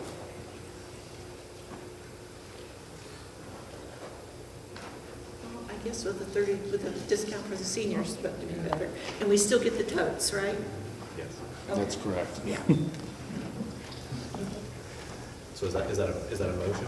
Yes, that's a motion. Okay, I have a motion for the 33% discount for the I'll seniors. Second. Any more discussion? I just want to make a comment. I'm embarrassed to say I thoroughly went through the contract to see what age is defined as senior. Because at the movie theater, I get in as a senior, but it's 62. Is that correct? Did you add it? I looked, so 62. If you're 62, you're golden here, so. Now I have another question. Since I'm a senior. You don't get anything for being a super senior.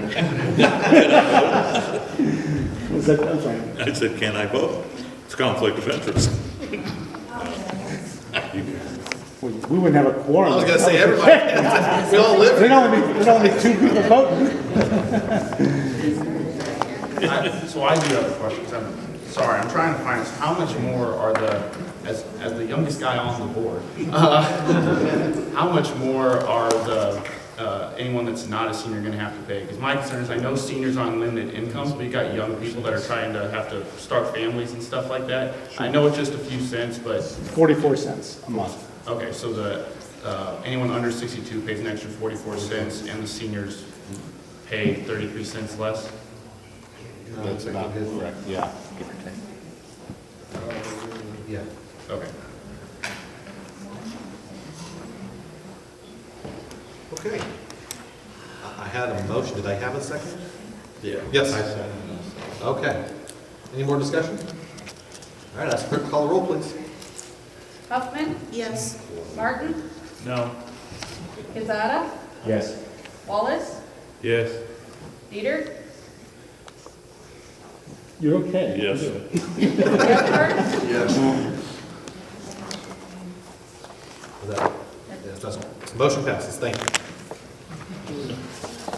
Okay, now we need to return to the moved item.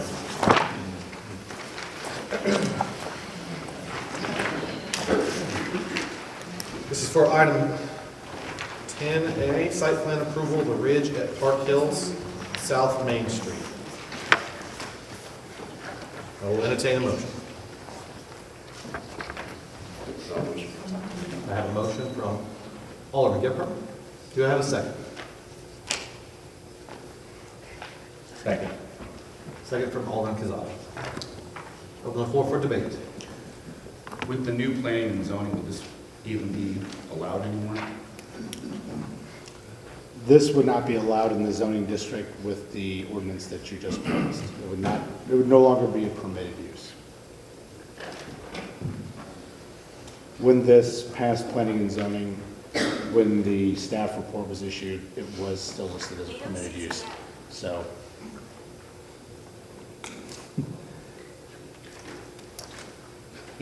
Just for clarification here, because it's okay. Just for clarification, because we got so many new people on the board. When you make this motion to approve the site plan, you always make it in the affirmative. But when you make the motion, if you want this, you vote yes. If you don't, you vote no. Correct. All motions must be made in the affirmative. So Just as a reminder for the new ones. And that could just be used as an opportunity to open discussion on the topic. Correct. That's how we have to have the debate. Anyone else?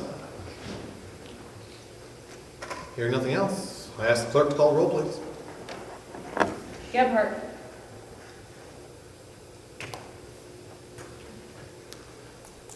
No. Huffman, No. Martin, No. Pizzata, No. Wallace, No. Peter. No. Motion fails, thank you.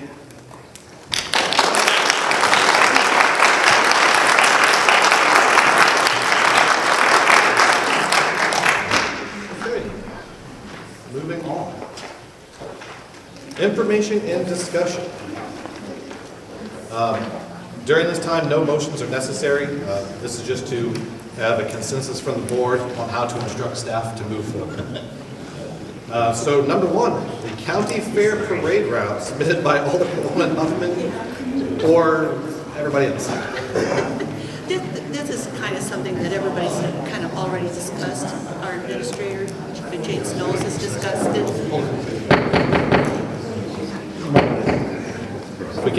We still have board business to do, thank you.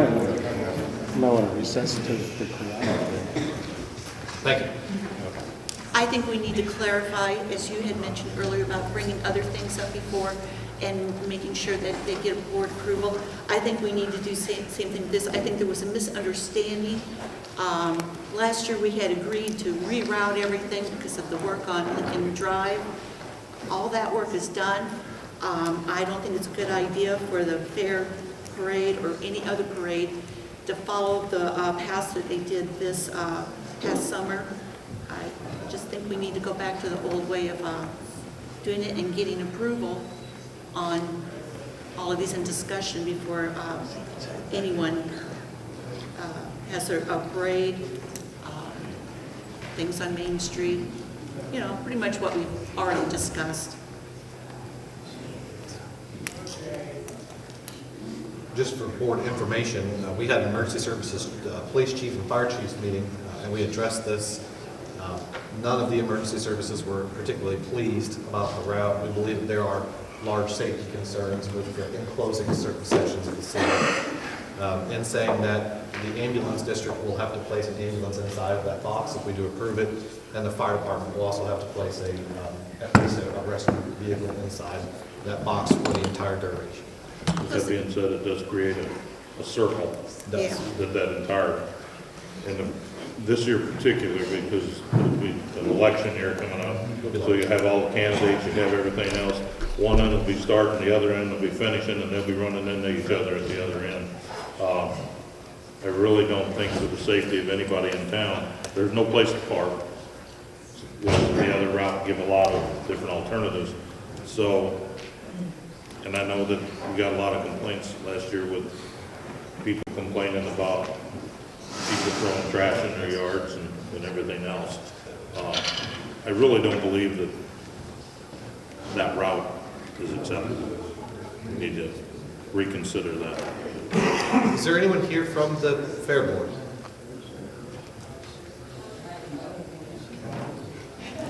I share similar concerns with Alderman Dieter. As someone that lives inside of that circle and knows how long the parade route is, that congestion will be absolutely terrible, especially like you said. The second they released that, I was thinking, well, there's no way we're going to have enough time to get everybody off the route before the route's finishing. It doesn't make any sense.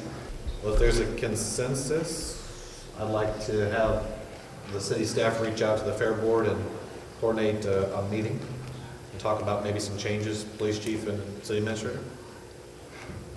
I do know that the fair board had mentioned that this route is already published in their fair books.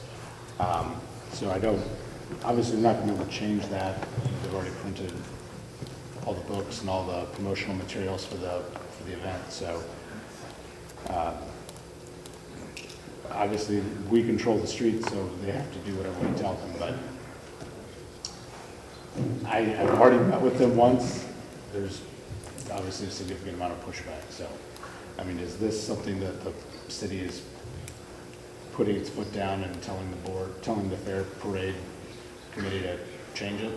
And if so, having direction on where to change it, I think would be appropriate, or what would be acceptable. I know that, you know, I've had conversations with many people about there's issues leaving it at, you know, ending it at the school, either the middle school or the high school.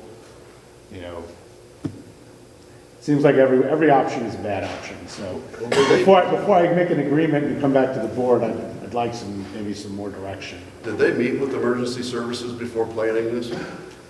So what they were going off of was the direction they got last year, and they believed that that direction was supposed to be permanent.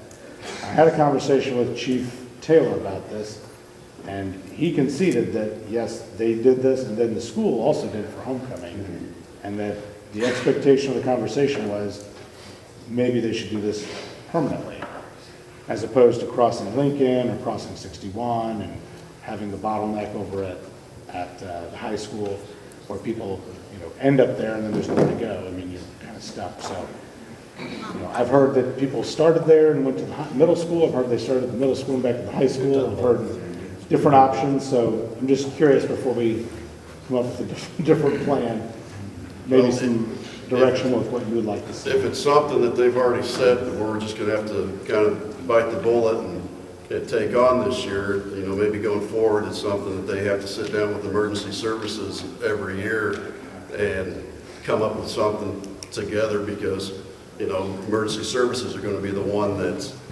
going to, have the smart decision on what route makes the most sense and safety-wise. I agree.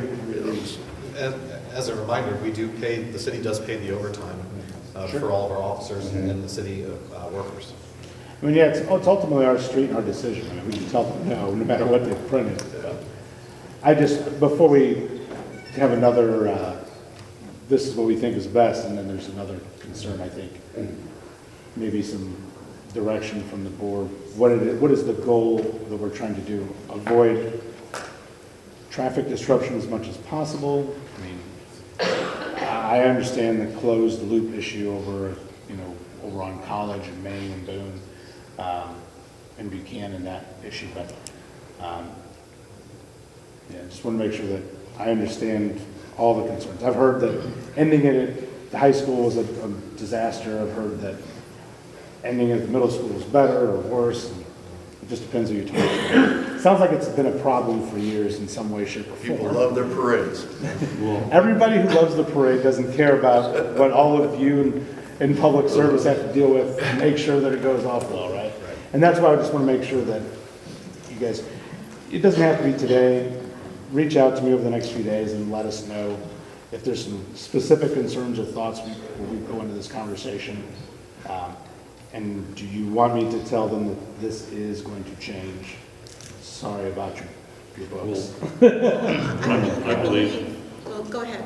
I believe that, there's been enough controversy over this particular route that the discussion has to be made. They should come to the city after all their city streets. I remember a few years ago, we had to go to the extreme of making them put bags on horses because they wouldn't clean up after it either, not during or after the parade. So, this is one of those things that we need to address. They need to understand that it's a yearly thing, because we don't know what streets are going to change from year to year, but Lincoln Drive's not under construction no more. I can remember when they used to go from the middle school, which used to be the high school, to the fairgrounds, from the fairgrounds to the middle school, and it went all different directions. And then when they decided to move the fair out to where it is currently, they even shut down Highway 47 because they had to cross over. Well, then they realized that people were getting in for free, and then they shut that down and they stopped it at the high school. So I think it needs to be one of those things that needs to be brought up. They need to address it and rectify the problem, because really this is not a good route whatsoever. And I think everybody on the board here agrees, we are supporters of the fair and the fair parade. We just would like to see it better handled. Right.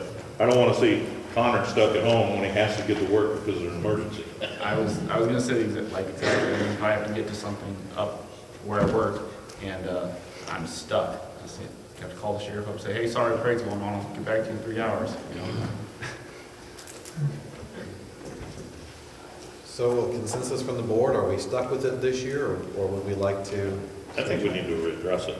I think I wasn't here when this was all decided on last year, but I understand in talking to the people that were here, this was a temporary move this seems to, maybe nobody from the park board knew that we were talking about this today, but it seems like there should be a discussion. So we know we have in print, we can't change that, even if we have a discussion and at the May meeting, you know, how long does it, okay, we're going to go with how we always used to do it, or we're going to stick with it this year. I think that, you know, I'd like to have that discussion with somebody, with the park board.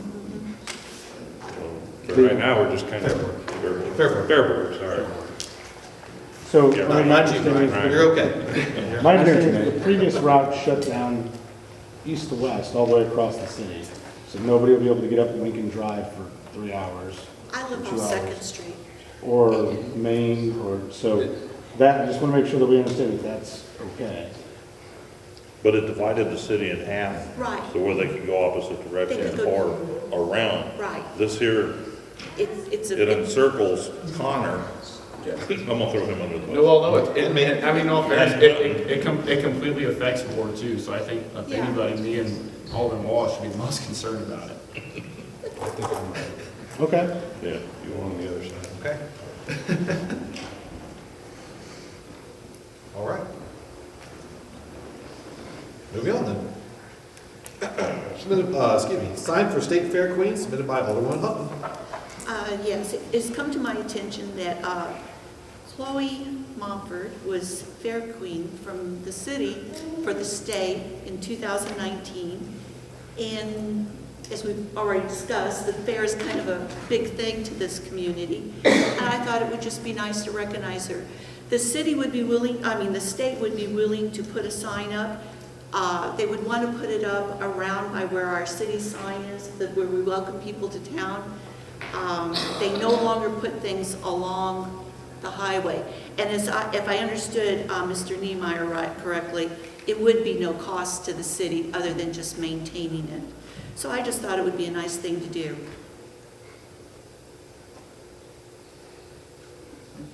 Discussion from others. If it's no cost to the city. So Alderman Huffman brought this up to me a few months ago. The only recommendation that I had is that I really think that the city should have a policy or procedure for how we want to address, you know, any recommendations like this, or any promoting of people or events, or, you know, if Troy Buchanan High School gets, you know, wins the state championship, and, you know, they finally get past, I forgot who they lost to in districts this year, but if they finally, make it and, win the state, football title, do we automatically do that? Does somebody request it? Do we only do it for, do we seek out, every time there's a fair queen, which I think is a fair I question. believe Sherry Thornhill Winchester was a state fair queen in the 90s. She was. How far back do we go? How long do we keep them there? I know when you drive up 61, is it volleyball or softball? And we have 2 years worth of state championships. I see on the sign that it's been there since like 2014. So, but, I think it's a great opportunity. I think we should celebrate our people and promote them more often. I just think, we should probably have kind of a process for it. That's my only suggestion. We can move forward with this, but I would also suggest maybe having the staff, and with obviously input from you, what is it that we would like to see? Is this on 47, on 61, at the entrances to the city, high school, sports teams, champions, fair queens, etc. We put some criteria together, I think would be appropriate as well. I think that's pretty common that a lot of cities take pride in their high schools, their children's accomplishments. Being a state fair queen, I think that's probably the only one from Troy in my existence that I can share. I think they just said Sherry Thornhill. Sherry I think they Winchester. mentioned Sherry Thornhill. Yeah, but, it's good to have the recognition, and if it's on 61, I think 1 million people plus is gonna see it. James, I agree with the vetting process moving forward. I mean, I have no objection to this, but just having a vetting process, just so we know what we're doing, what we're looking at, and what the criteria are, that makes good sense to me. Alderwoman Huffman, if you provide me her information, if there is a consensus from the board, and I can reach out to Jeff Niemeyer, and then I can also, I'll seek out from my other peer communities, city administrative groups, see if anybody has, any kind of criteria, what they utilize. I'll reach out to like Jefferson City, because Elias has like 14 consecutive state wrestling championships, so they probably have a list of them somewhere. So, but I'll reach out to see what other cities do. I'm sure that somebody's got a criteria out there that we can kind of piggyback off of, and I'll shoot it out to the board just for some input. And we'll just have that as an internal process going forward. Okay. All right. Number 3, cemetery discussion submitted by Alderwoman Huffman. I was busy this I was going to say that. I would like to thank you, Brian, for doing your part with the DAR. I think that's great. I think that's a good thing.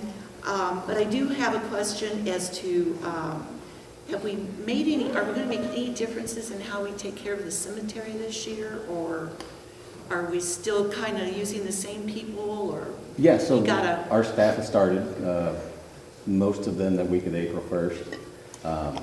I've got a group coming in to do weed eating, not scheduled necessarily, but it's like an every other week rotation just to keep us up.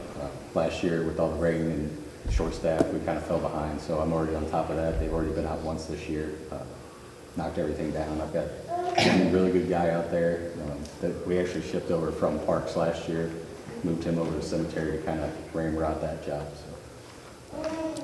That's his full-time, like that's what he... Full-time seasonal, yeah. He's out there daily. Well, I was just wondering if maybe it was time to maybe take some bids or something on, I don't know what that would cost or if it's prohibitive, but I was just wondering if maybe it was time to bid something like that out to somebody. A couple years ago when we lost everybody, I did send some dealers for some bid numbers. It was unbelievable. I was ready to quit and just do that. I'd make more money. It was very, very, very expensive. Okay. But yeah, having a group come in and kind of freshly weed eat everything every other week or so, blow all the tombstones off, allows us to get in there and just focus on mowing and tree trimming and trash pickup and flower pickup and moving dirt around and planting seed and straw and that kind of thing. So, Flower pickup did seem to be an issue last year. There were so many of them. Yeah, we're still fighting it. Well, I meant like the people got upset because their flowers got picked up. Oh, well, yeah, that happens too. And you get storms like we had last weekend. It doesn't matter how hard you tie them down or where you put them in, they're gone. I mean, not everybody's stealing flowers. Sometimes they just kind of blow out. Do we have a policy for how long flowers can stay? Yes, it's an ordinance. I could tell you, I'm not exactly sure. I know it's posted on the sign. The rules out to there, the yeah. cemetery, yeah. Longer times for holidays, Christmas and that kind of thing. Yeah, I think during like Christmas time, you have a full month, but typically it's 2 or 3 weeks, something like that. And there's no way of knowing. If we go out there and there's dead flowers on the ground, we're going to pick them up because it's an eyesore. But usually our rule is if it's on the tombstone itself, we don't touch it. All right. I would like to, of course, see the cemetery very well taken care of. Yeah, absolutely. There are a lot of people who go out there. I know it's not the most important thing, but it is very important to the people who have family out there. Okay. Next, Dropbox submitted by Alderwoman Huffman. We had agreed to get a cost analysis on that, and I was just wondering if we got that back, or if we had got it together, or what happened with that. So we reviewed the last meeting where this was discussed. And what was agreed to was a cost on doing awnings for covering the entranceways and including the drop box, which is in the side of the building here. Ryan did just get those, which we plan to put those in this budget, put this in the budget discussion for capital improvements this year. But there was no, and Carla and I both looked, we didn't see anywhere where there was a cost analysis for a Dropbox. At the last, we've discussed this, I think, 2 or 3 times now. 2 times, we did provide different pricing for Dropboxes at the last time we met. And those prices range from $500 to $5,000, depending on the kind of Dropbox you wanted. But the consensus that was in the minutes and in the meeting from the last time was to look for opportunities for awnings, which would hopefully negate some of the issues about going up to the current Dropbox in inclement weather, because it obviously has some cover there. So that's all we found. We don't have any other analysis. I'm not sure what other analysis you wanted us to provide. We did do some analysis again at the last meeting where we showed that since the removal of the parking lot Dropbox, we've had a large increase in the number of people who pay either online or by phone or automatic payment. So we do know that it appears that people are starting to use other methods of payment, which would allow them to not have to come into the office or use the mail. So, and for us, from an operational standpoint, that's something that we would like to continue to push towards, is ensuring that people, less work for our employees here, streamlining operations, not creating more opportunities or concerns about our staff going out and checking a Dropbox in icy or inclement weather. So far, all of the metrics that we can look at show that it seems to be working well, the current arrangements. Well, I hate to beat a dead horse, but there are still quite a few people who would like to have a Dropbox. There are people who don't want to get out of their cart, even with having an awning and everything. And if I understand correctly, not this board, but when the box disappeared, that board never voted to get rid of the box. Again, it's an operations of the city, so the previous administration. You said the lead. Hold on, sir. Correct. So, I'm sorry. So, operationally, every day, normal city operations, the mayor at the time was in control of day-to-day operations, and that was the operational decision that was made. It's not, we decide that we'll allow pay by phone. We don't ask the board's permission to take a payment by phone. We find those are operational opportunities to take. We offer that service to our board or to our citizens, ACH payments, etc. We don't go to the board to ask for permission for different ways for people to pay their bills.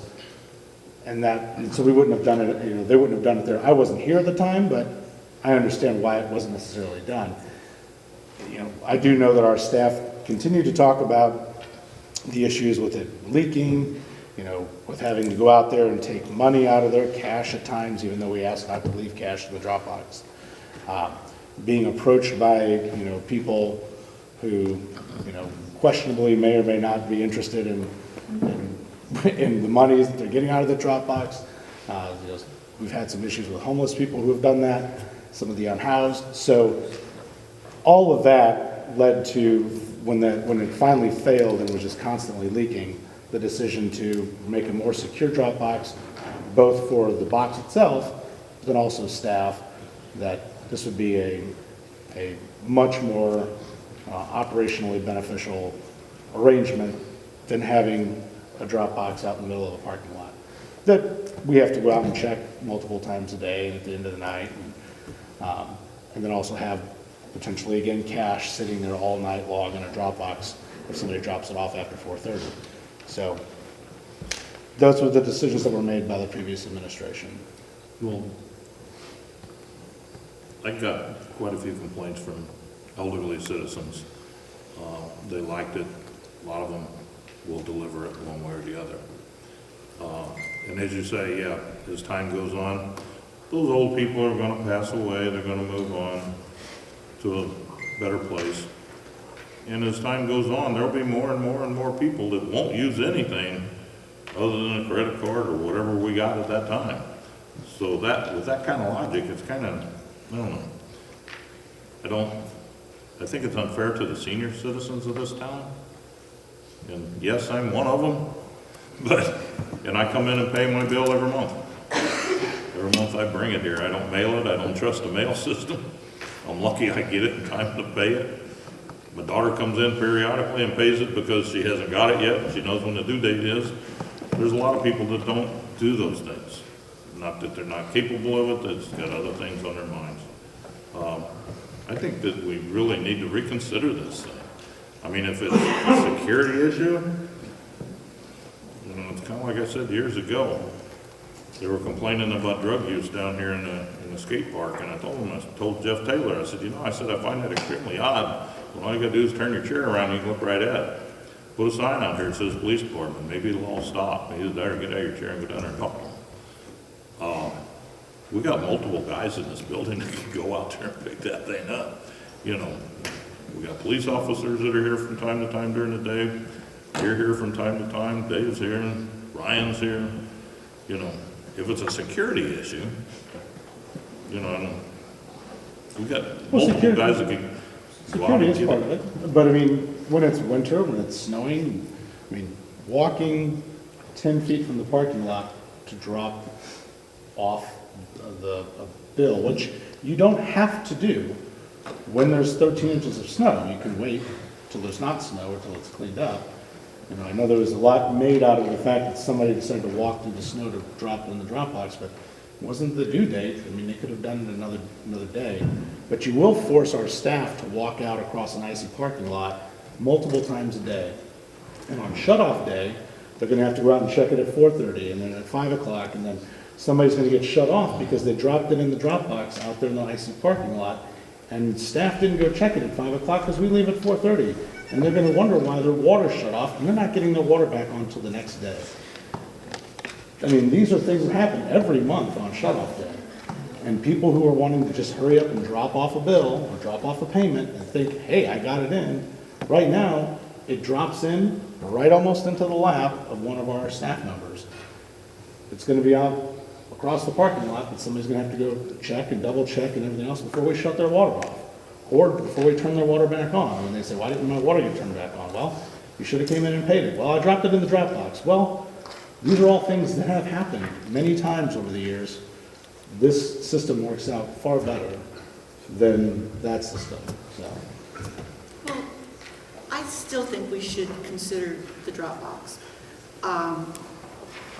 Other cities managed to have this option. We had this option before, and we managed to take care of all the problems you just mentioned before.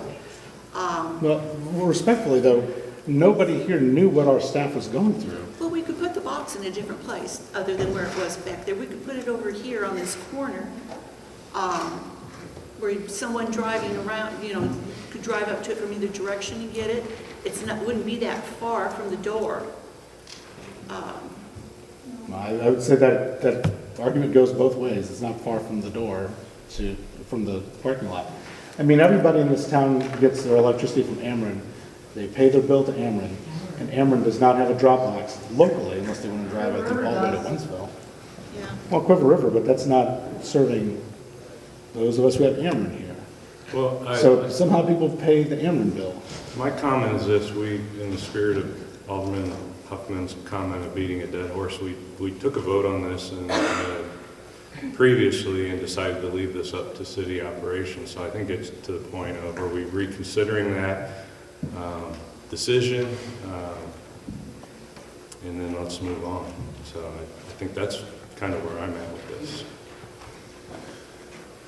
James, if we were to move forward for this, like, is it possible versus having the city pay for something that a very small minority of the population uses? And I get the elderly population of the city needs to be taken care of, and I'm all for that. But if we're going to spend $5,000 on something that, what, less than 10% of the city uses, could you say 1%? I mean, 1%. It's. I mean, yeah. I mean, would it be possible to find private funding sources in the community to say, like, hey, we'll donate, you know, $500 or whatever to cover this in order to not put the expense on the city? Is that an option? One individual did offer to make a box for this. Oh, I'd be okay with that. To make a box? Yeah, to make a box, I don't know who it was. I don't know about making a box. I'd like to make sure we buy one that's secure. So if we were to do the $5,000 one, find local supporters or whatever that would donate the money in order to make sure that the elderly but I don't think it's fair to strap the other 99% of the city with a $5,000 bill when only 1% of the city's using it. I mean, I know what we've talked about. I mean, the city, well, the staff will do whatever you ask us to do, but obviously, having talked to the staff about this, I mean, and it was gone before I got here, and I'm advocating on behalf of what their concerns are. Moving the drop box to another location, though, also, our current traffic flow on the parking lot is, this way around. So we're either gonna have to change the traffic flow, if you're gonna put the drop box on the driver's side. We gotta think about, if you're gonna put it right here at the edge of the parking lot, we're gonna have to repaint and restripe this parking lot so people go around this way, so they can stay in their car and drop it into the drop box, so that it's closer to the door, so our staff doesn't have to go all the way across the parking lot. Or either way, it's gonna be across the parking lot, because again, the traffic comes through this way. The driver's side is, the whole purpose for this other drop box is so people don't have to leave their car. We don't live in England, so where everybody sits in their car, you're gonna be putting it out this way, and the drop box is gonna be in the middle of the parking lot, one way or the other, that people are gonna have to trudge out through during inclement weather. So, I mean, I think that's the difficulty about just saying, well, move it closer, or people are still gonna have to get out of their car unless we restripe and reorient the parking and the drive in the city hall parking lot, so. Or if we put it out here by the island. If I remember correctly, I thought we voted like 4-2 on that, just to wait on the cost of everything, because we talked about. We did. The vote was to, and we did seek out, we had a conversation about access and safety because of the snow that happened, and we talked about awnings, and you made famously the question, I came here for a drop box and I got an awning. I actually heard that on video because we went back and watched this stuff. But that's what was agreed to. The awnings was for the simple fact that for years when we would get a lot of precipitation in the wintertime. We also want to get killed by the roof here let enough heat out. There used to be icicles that hung out there. There still are, yeah. And yeah, that's another pretty reason. huge. Yeah. And that was one of the reasons for an awning. Yeah, there's all kinds of ways to do things, and sometimes you got to think outside the box. And like the old box, where'd the old box go? I believe probably the recycle bin somewhere. Somebody took it home and sold it for scrap. No, I'm just kind of curious. It's kind of. I don't know. Again, I guess it's been gone before I was here. It's been gone a few years now. So being in the business that we didn't throw anything away and seen a lot of things that didn't. There's been, because I used to build trailer axles for semis, that they would bust them out on the road, hit culverts and stuff, and they would literally weld them back together in the middle, and they would continue using them for another 1,000,000 miles, even though it was unsafe for most of MoDOT's purposes, but they still did it. I'm just kind of curious, if this ain't had a leak in it, why didn't we fix it? Well, the reason there was a leak in it is not because it stood this way, it stood this way. And you can look at the pad out here right now and see that the pad is like this. I'm told they expended many tubes of silicone caulk to try to get that thing to not leak, and it never worked. So it didn't rust out. What's that? It didn't rust out. It was stainless steel. I wasn't there. I don't know. So can I make a suggestion for time management? We're losing our people. We have the city clerk look back through the minutes, see what the vote was, get back to us and put this on the next agenda? Yes, please.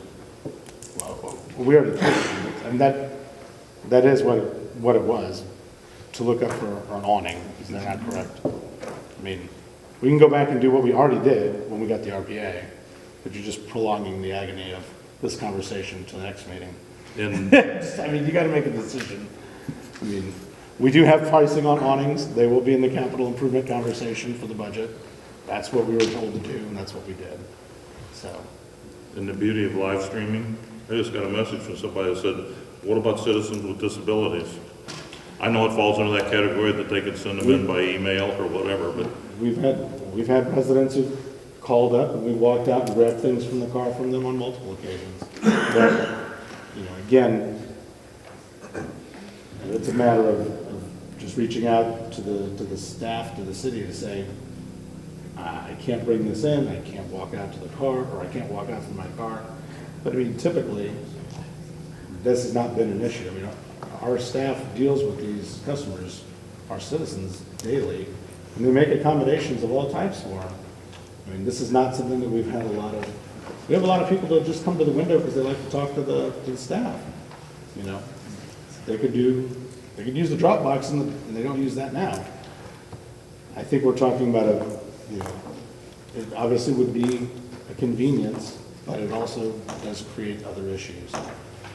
I don't know that it's a necessary expense, and I think we should be streamlining city operations to be more effective and efficient, especially as we have a conversation shortly about our $1 million deficit to our operating fund. So making more work for staff right now is probably not what I would be suggesting. I'd be finding ways for staff to be streamlined in their operations. Okay. All right. Next on the agenda, submitted by myself, amending section 210.2230C of the city code. So at the most recent election on the 7th, the previous administration alerted myself and the ambulance district to the city ordinance that bars anyone from putting political signs up on the right-of-ways in the city or also at city property. I reached out to the State Attorney General's office, reached out to the Secretary of State's office, and both of them were confused about that. They pretty much stated that there's kind of an understanding when you offer your city services as a polling place, it's an understanding that people during the election day will campaign, or at least put out their signs. So I would like for us to instruct the city staff to come up with an ordinance that allows that during the election times, for us, especially people that are going to be running for that, to exercise their First Amendment rights and place signs outside the city hall here. Still in compliance with state statute, we still have to comply with the electioneering laws, but allow us only during election day. I'll make that. I'll do that. I'll make that motion. Is this do we have an actual ordinance proposed yet? No, so what we would need is just staff or board consensus to instruct staff to come up with an ordinance. I'll second. It seems like we're all, anybody against? We'll have an RBA, well, we can use your current RBA, and we'll have an ordinance prepared at the next meeting. Okay, thank you. Last but not least, vicious dog ordinance submitted by Alderman Dieters. the reason I put this on here was because of Mr. Williams. I got a phone call from him. He was explaining about his little dog getting attacked by the dog up the street. We do have a vicious dog ordinance. One of the things in that ordinance, from the way I've read it, from what I pulled off a line, was that what constitutes a vicious dog. That's if it attacks a person, a livestock, which includes other pets, cats, dogs, I guess livestock, even though we shouldn't have many of those in town. That constitutes a vicious dog. Once a dog attacks, he's a vicious dog. But the last one, and I think Mr. Williams was kind of getting at, is that once a dog attacks, it's supposed to be removed from the city. I think that's, I don't know who's in charge of that. I don't know whether it be the police department. But we have had that vicious dog. Dog did attack. Like Mr. Williams has stated this evening that, you know, the officer had to stand between another dog and a child. I don't want to see any kid get hurt. don't want to see anybody's pet get hurt, but I surely don't want to see anybody's child get hurt, or any citizen for that goes. I'm just kind of curious, is at this point, what do they do about the vicious dog? Or the dog that attacked? So, to be clear, we have to have this adjudicated. It can't be something that, to force someone to remove their dog from the city, I mean, this is gonna have to be something that they're going to have to be convicted of having a vicious dog. Yes, we have an incident report where a police officer did take a report. There has been a charge filed. It'll go to our prosecutor. It's a conversation I'll be having with, and I just got the report Friday late, so I did talk to Mr. Williams today. I'll be having a conversation with our prosecutor about how that prosecution will go. Once the dog, say the dog is convicted, but once the owner is convicted of having a vicious dog, at that point, the judge would say that in comporting with our laws, you have a vicious dog, and it has been, that case has been tried, adjudicated, et cetera. At that point is when the dog would have to be removed. We can't just walk over and take somebody's dog and say, here's your dog bit somebody, or bit something. There's going to have to be due process. But that process is happening. We do have a charge, we do have a police report, and I will be having a conversation with Cindy, our prosecutor, this week, so that continues. Unfortunately, and the other issue, which I've spoken to with Daryl also about, is trying to get some sort of restitution, because as he's mentioned, he's had to spend an exorbitant amount of money already to try to keep his dog alive and hopefully regain some sense of her old self. So two things: trying to get the dog removed, trying to get restitution for him is what our goal is right now. I think the issue that he brought up, which I think is something maybe this board should consider, is should we have a registry of dogs in this community? I think that's one thing he brought up. I think it's hard to be Mr. Williams and say, I'm glad you have a vicious dog ordinance. After your dog kills my dog, then we'll take your dog out, we'll remove your dog from the city. Our ordinance requires someone to be seriously harmed or injured or their dog, and that's, I think, what his concern was from the meeting. Did he leave? He did. Oh, shoot, well, he and I have spoken about this. Yeah. The empty chair, he and I spoke about this a bit last week and today as well. I think that's one of his concerns, is how can the city be proactive? And maybe that's a broader discussion. I'm not sure what that looks like. We are lucky in this case that the homeowner does have homeowner's insurance. They don't always have homeowner's insurance, which would be a real problem then to try to get some sort of restitution for him. Maybe these are all things to consider. I know we've talked about the possibility of requiring homeowners insurance, to be covered, to make sure they cover certain animal breeds. If you have dog breeds which might be prone to attack or prone to injury, that you're required to show insurance or show some sort of coverage on that, because some random guy who doesn't, some guy who's a tenant, maybe not a landlord or a homeowner, doesn't have any insurance. He's got a house full of former, dog fighting dogs that he's rescued or whatever, and they start acting up. Who's going to get anything out of that guy? You're not going to get any restitution. You're not going to get made whole. Your dog isn't. So those are just some options. Obviously, it's up for the board to decide. That was just. And we can explore more, by the way. I'm just curious of, I know we have the ordinance now, but it means nothing if we don't enforce it. Well, it is being enforced. The ticket's been written. Yeah. Wheels of justice move slow, unfortunately. Yeah. But I think also... Oh, trust me, I know politics is slow. It's not politics, it's just... Politics in general is slow. Anything else? That's it. Okay. Next on the agenda, this will be new for everybody. This is a time for communications from the Board of Aldermen and the mayor. This is a time to ask questions that necessarily aren't on here, or instead of pulling things off just for one simple question, we can ask them at this point in time.